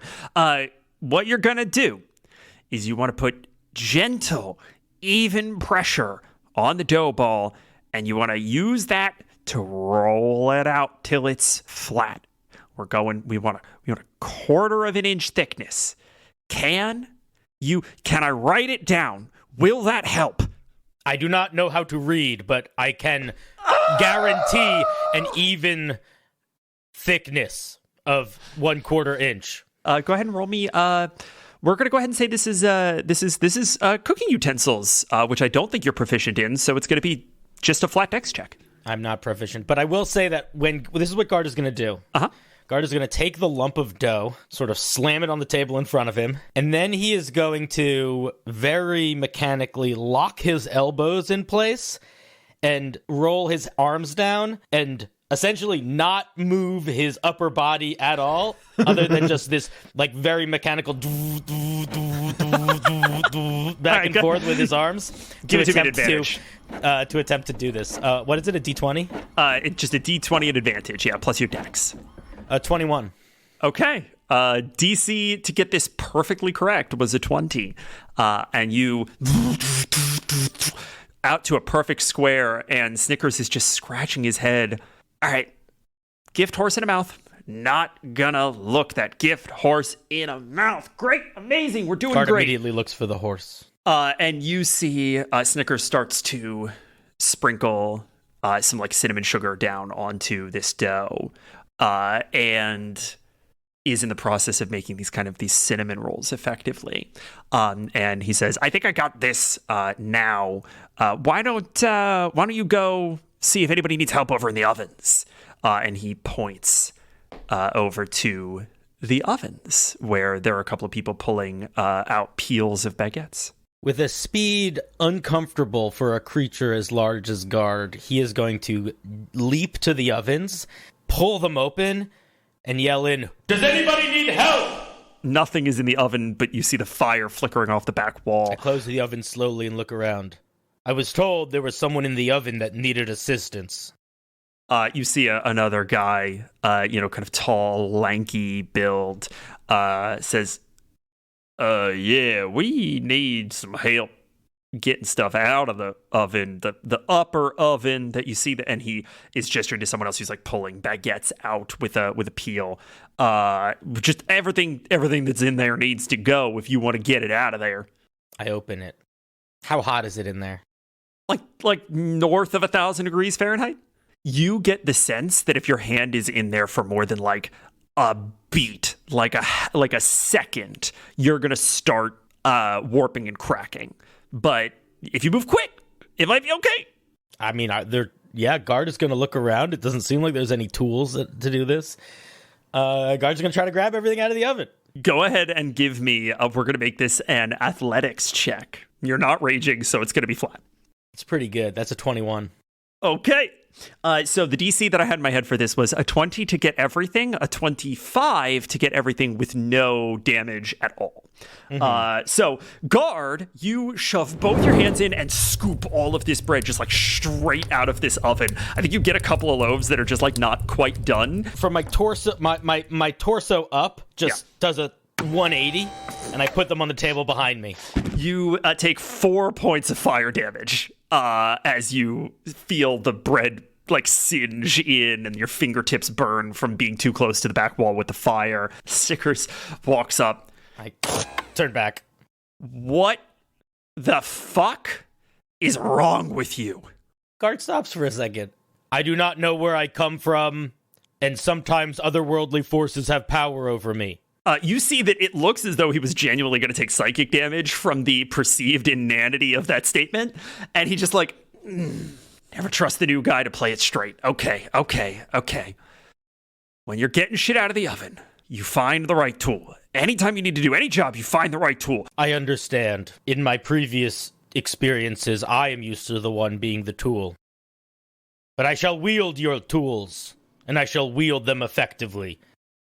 And I think with that, we are going to jump to a bit of a montage that I want to do through a series of checks here. Okay. The first check that I want you to make for me is I want you to make me we're going to go ahead and call this intelligence no proficiency, please. It's fine. I'm not proficient in any intelligence stuff. That's a 4. We cut to Guard working with the pastry chef of this establishment, who is trying to explain to him how to make caramel. On a 4, Cinder, could you please tell me how that goes for Guard? I feel like what ends up happening is Guard is just trying to do too much too quickly. Yeah. He's putting too much sugar in the pan. He's got the heat cranked up all the way. Everything it's like and he has like several pans that are just, the bottom of them is just burnt, like black and burnt, and the top of them is uncooked sugar because it's just he's putting in way too much. We see several people who are now, their whole day is just about scrubbing these fucking pans kind of over one of the sinks. This caramel is truly a worthy foe. We just see the pastry chef silently point to the front of house because they are now open, and then we cut to Guard behind the counter while Gale runs the register. Guard is helping pull orders from this display wall of all of your pastries and breads. Could I please get a flat, your choice of performance or persuasion? I don't know if you're proficient in either. It's the same. Okay. So, flat charisma check. That's an 8? Listen, you tell me, how does this go on an 8? I think Guard is taking this job seriously with the same level of severity that he would take defeating bandits that were trying to attack his friends. And he is moving too intensely. Like, shoving bread into people's faces and yelling things like, behold your wares! Or wield it with bravery, and just like very I don't think he's messing up in terms of like giving people the wrong orders. Yeah, I think he is just being way too intense. There's a child at one point who orders like a fritter, and you just shove it into the child's mouth, and the child is like as he walks away. And Gale, who is sort of behind the till here, kind of screws up her face a little bit and shakes her head. She's still smiling. She still is taking this with good humor, but she shakes her head and she points out the front door to a wagon that has been loaded down with the day's deliveries. Could I please get an athletics check from Guard? That is a 20. Guard, how do you deliver all of these baked goods on a 20? Am I delivering them around town? It's all around town, yeah. How big is the cart? I would say you probably have... it's pretty big. I'd say you probably have something on the order of about 100 or so deliveries to make. Is it the size of a cart that would have a horse attached to it? Does it have a horse attached? It doesn't have a horse attached to it. It's the size of a cart. I think it's the size of a cart. Like if you were thinking in that way, it'd be like a donkey, maybe, right? Like a person could pull it, but it's a little big for a person to pull. My inclination is that Guard is going to pick it up rickshaw style. Yeah, I think that's right. Yeah, and start marching through town and handing out. Does he know where to give it? Does he know where it goes? Yeah. There's like instructions written. You can't read. You have been told instructions for where all of these things go. They're like, you can't read, but you identify the appropriate symbols. You line things up to street signs and stuff. Okay, yeah. Then Guard is going to pull it rickshaw style, and as he makes his way through town, if there's any like big hassle or anything along the way, he's just going to be like, "Excuse me, I am on a mission of great import." Try to push people out of the way, banging on people's doors. I come bearing bakery items. You deliver, I think, maybe 3/4 of these, and you are sort of doing the back half of the loop. And you find yourself taking a turn down an alleyway, and you take this turn, you sort of bring this wagon kind of rickshaw style with you, and you find yourself staring dead into a cluster of capybara in a triangle formation. They're like, it's like West Side Story. You're like staring them down this alley. What do you do? They like look up at you and their eyes go wide. Guard is going to sort of like tighten his grip on the cart and sort of dig his heels in. Well, well, well. We meet again. They all stand up on their back legs and start snapping. I do not normally say this to those that stand in my way. But today, I will offer it to you. Move now. Go ahead and make me an intimidation check with advantage, please. God damn it! It was almost a natural 20. 10. They all stand up. You see the front one flips out a switchblade. I'm gonna rage. All of the sigils on Guard's body glow with this silvery mist that has almost like a dark smoke radiating off of it. All of the flour that was sort of covering him, and it like explodes off, and he is now just standing visceral in his shadow dark demoiselle power. And he is going to, like a bull, sort of kick back his feet and start charging forward. They fall into formation and charge you, just like little legs, like, and we cut to like above the buildings and just see blood shoot up from in between the buildings. Birds like flying in the background, disturbed by the moment. And we cut back to Guard with an empty cart, arriving back at the bakery at the end of the day. And Guard, I think you walk in and Gale is just like finishing up. The shelves are now totally empty. The display cases are totally empty, and she's counting coins. And she looks up, and you are covered in capybara blood and fur and viscera. And she raises an eyebrow and says, "You killed to get the job done." It was a dangerous quest, but it has been accomplished. Good work, newbie. You got a knack for, well, at least the delivery portion. Nobody else in the back really seemed to think much of your initiatives, but hey, I think you did pretty damn well by me today. Here's something for your trouble. And she flips you a platinum. I look it over in my hand. Guard kind of looks up at all of the people in the bakery, like sort of finishing up their day, takes the platinum, puts it back on the table. I have no need for earthly coin, but you are on a noble quest. I admire it, and I wish you well in the future in your endeavors. It was an honor to help you on your journey and mission today. So you, for your troubles. And I'm going to give the coin back. And we cut to the front of this bakery and start to pan further and further away, and we just hear her say, "What the hell are you talking about?" I'm off to kill the Emperor.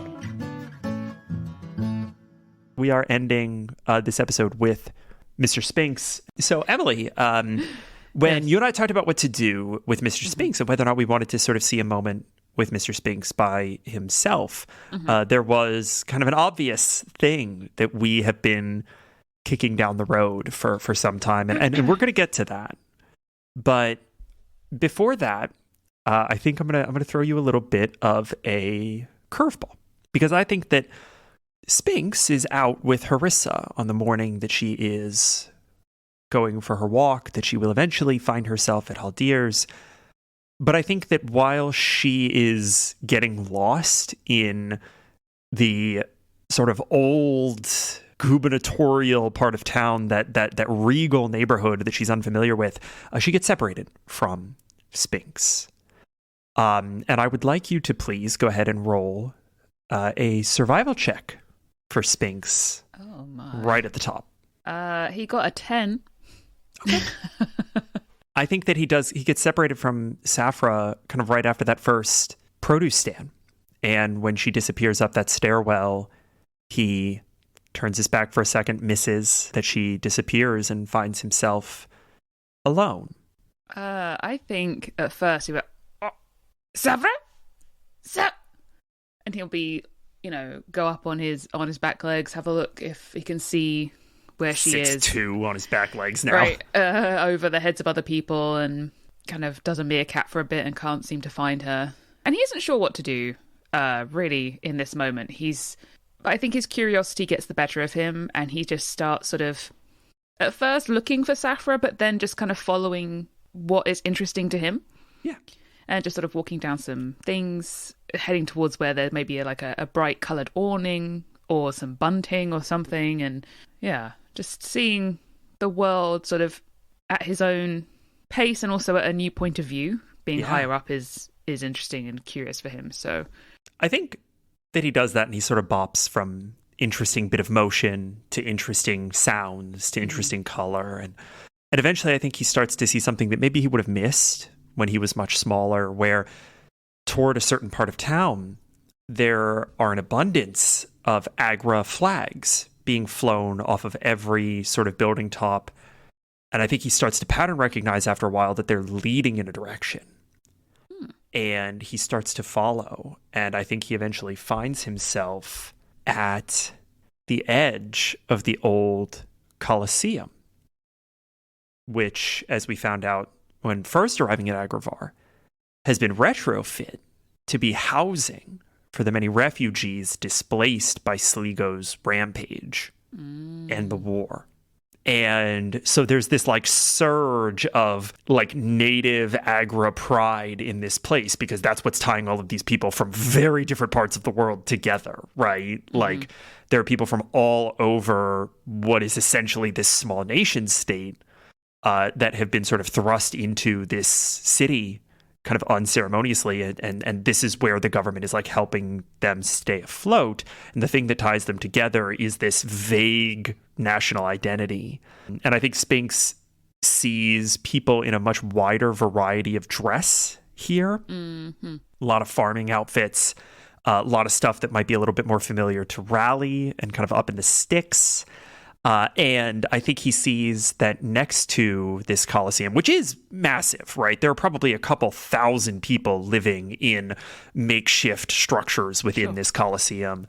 The park that kind of borders it on all sides, large swaths of it have been set aside for, again, more makeshift housing, but large swaths of it have been set aside for places for children to play. And you can see that like the people who are living here have like went out of their way to make sure that there are like safe places for kids to, kick a ball around or like climb a thing. There are like some old repurposed like warden training ropes that some kids are sort of playing on. And I think that Mr. Spinx sees some kids that are kicking a ball around just kind of off in the middle distance. And I think that's something that catches his attention. I think seeing some people kids just messing around, having fun. He, again, sort of does a double check. It's like, oh, Safra's not here. I'm going to have some fun too. And so he kind of like sidles up to where they're playing. And I think completely forgetting now that he is like over 6 foot when he's upright. Hey, do you need an extra person on your team? And this ball flies into this kid's arms, and he kind of lands in the ground. And he looks up and he says, "A talking lizard? Wait a minute." And he stands up. "Don't I know you?" Is this the same kid from Beetleback? It is. It's the same kid from Beetleback. His house burnt down in the fire. Hey, kid, I told you before, I'm a god, not a talking lizard. I mean, look at me now, huh? Well, you're definitely bigger than a lizard now. That's for darn sure. And he's going to stretch his new wings out, make him puff up his own chest. Huh. You got wings. Can you fly? Yeah.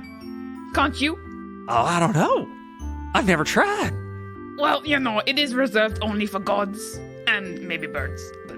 Well, I'm definitely not a god, because Mama says that in nothing but the gods are gods, otherwise that's blaspheming. You should listen to your mother. And also note that I am a god, so, it's fine. But, yeah, anyway, I'll play with you, though, because I'm a cool god.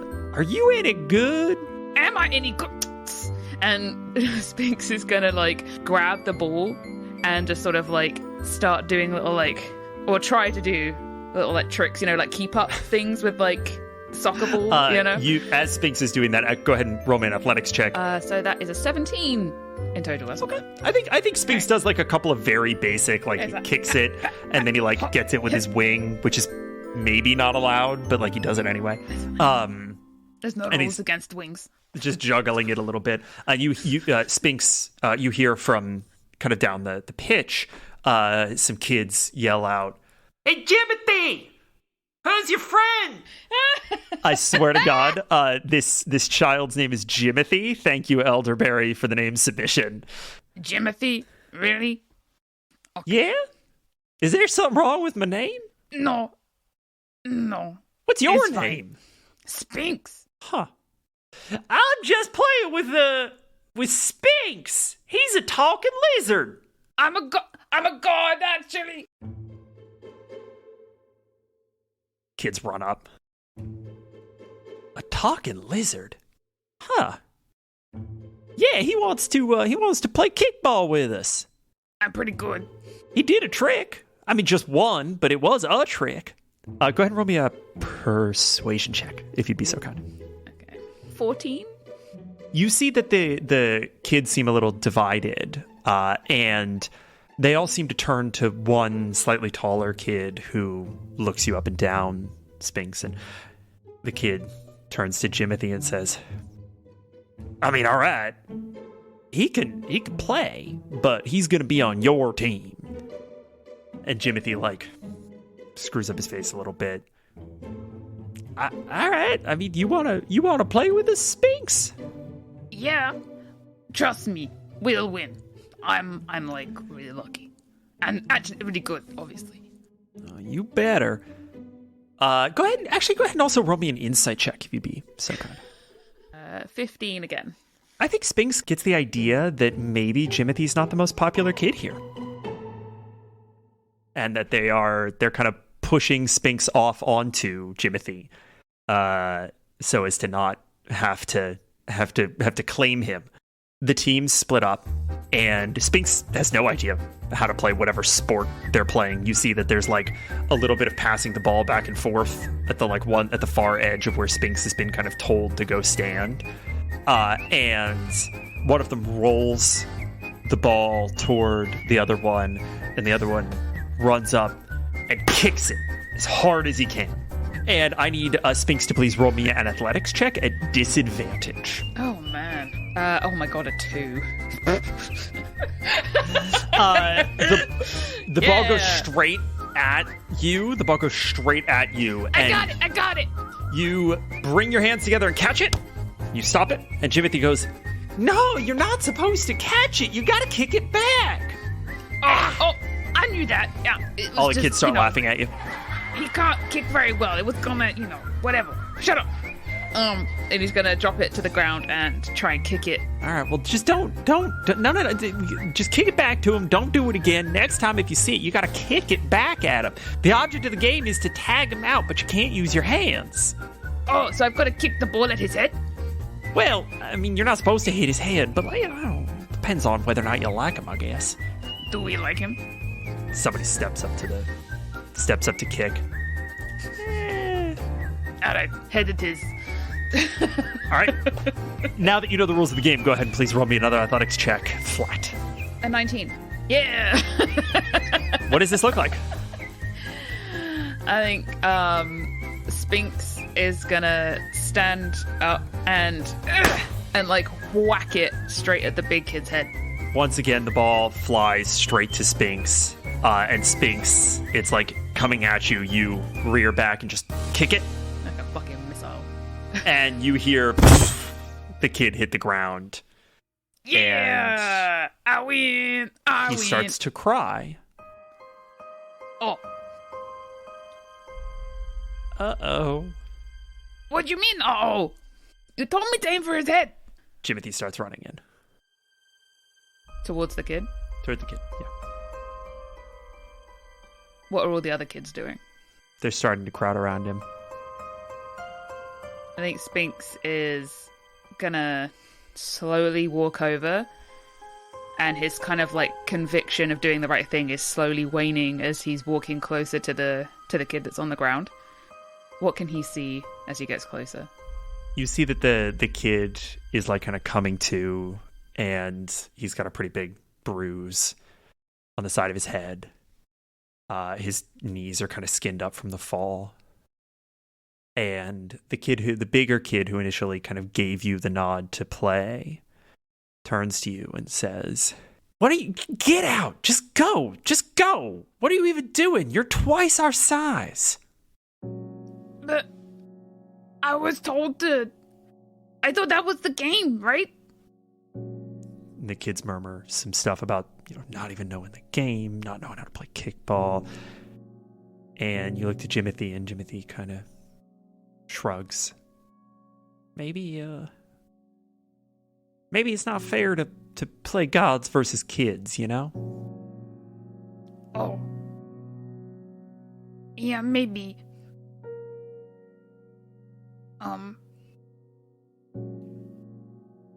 Oh, here, He's gonna pull out from his magic pocket, He's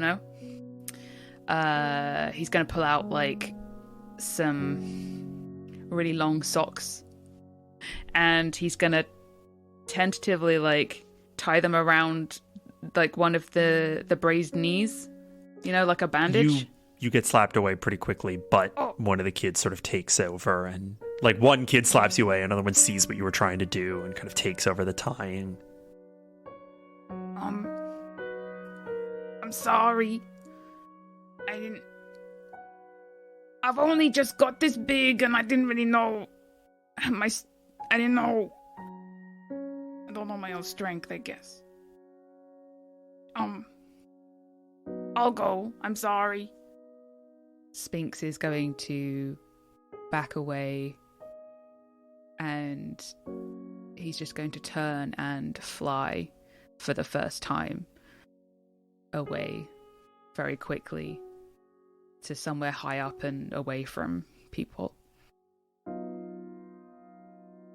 And I think that we let the camera sort of pan up on Spinx and fade to the full white of the midday sun. And I think that when we pan back down, Spinx sees someone standing on a rooftop in the gubernatorial palace, waving up to him. Spinx catches the glint of a little green tattoo on the palm that extends down and up, an exposed sort of peck, as Horace is wearing just kind of like a casual wrap and standing on this building, waving him down. Spinx will spot him and do a bit of a U-turn and sort of come down behind him. A little bit of a rough landing because he's not quite used to it, but, blowing up a load of dust and things and sort of digging his claws into the ground as he kind of breaks. Oh. Sorry. No, it's all right, Spinx. You've had to learn a lot very quickly. You're not wrong. Where is Safra? He'll kind of like fiddle with his claws a little bit. Will you be mad if I say I lost her? I don't know where she went. Spinx, you are not responsible for tracking her every move. You will know when she needs you. He nods. I was just hoping to be able to have this conversation with the both of you, and maybe it will be better if it is just you and I. Is this serious? Like, is something bad happen? No, Spinx. Please, come sit. And he gestures to a little table with an awning that's been set up on this rooftop garden, some plant shade from some potted plants, and, little pitcher of lemonade. Spinx is going to walk up to the table and he's going to look at the quaint little chair next to the table. And he's just going to sit next to it on the floor. Horace does the same. He pulls the cushion off the chair and sits cross-legged on the ground. This definitely surprises Spinx. He's like taken aback by that. Like, it's such a, for him, such a big gesture. There's no, I guess I'm struggling to find a way to say this. There's... Your friend Gard and I, we made you something. Really? I am afraid that it is maybe a little late to be giving it to you. But... Oh. Has it, like, melted or something? No, Mr. Spinx, no. And he reaches sort of into this wrap that he's wearing and he pulls out this beautiful silk gown that has been built out of the sturdy cotton backbone that Gard patched together in the quiet hours of every morning for months. And from that kind of trunk, he unfurls it, and these billowing sleeves that are ornately filigreed flutter a little bit in the afternoon breeze, and he hands it over to Spinx, this dress that is the size of a doll's. I think Spinx almost, he goes to touch it and then almost flinches, like pulls back at just slightly at the thought of potentially damaging it with his big claws.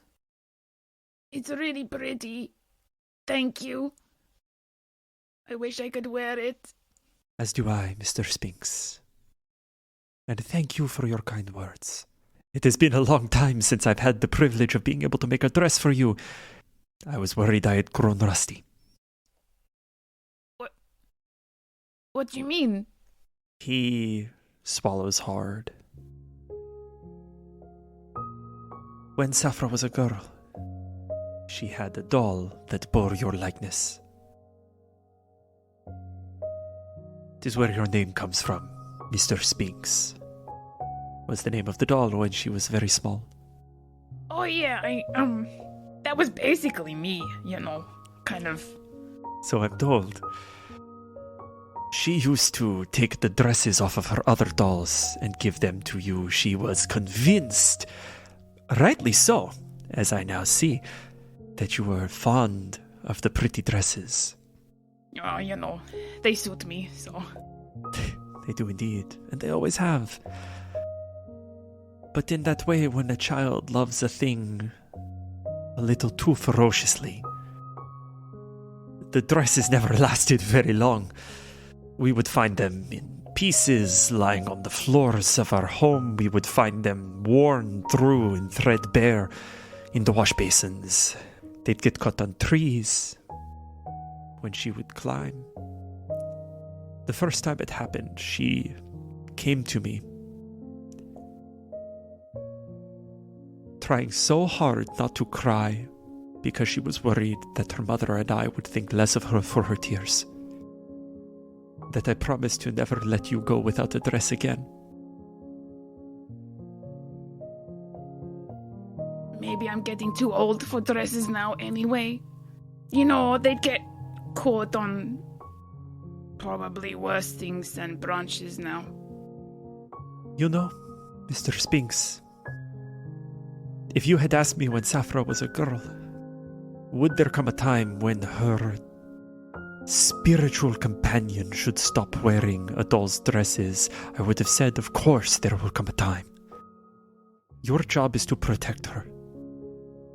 And her job is to be a warrior.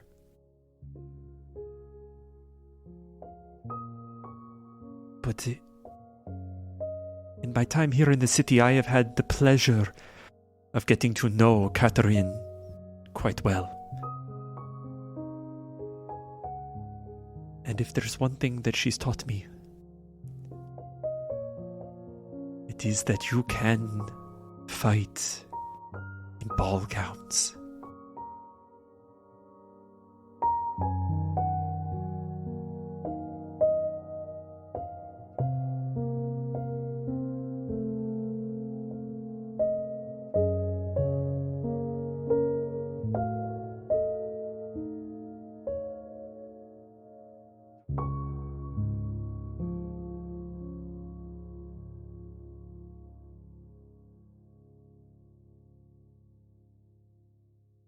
friends, thank you very much for joining us on this atypical little journey. We had a lot of fun with this episode, and we sincerely hope that you did too. But what rally episode would be complete without a roll call of our illustrious patrons? We have 2 new patrons joining us this month, Cooper Smith and NZ Sterling. Thank you very much, and welcome to the team. We also have a new rally defender, Bildo00. Thank you. And thank you to all of the rest of our defenders, Darlene Wallace, Darksteel Panda, GamerTube HD, Lord Dreamer, Michael McFarlane, Randolph Jenkins, and Russia Snivy. We couldn't do it without y'all.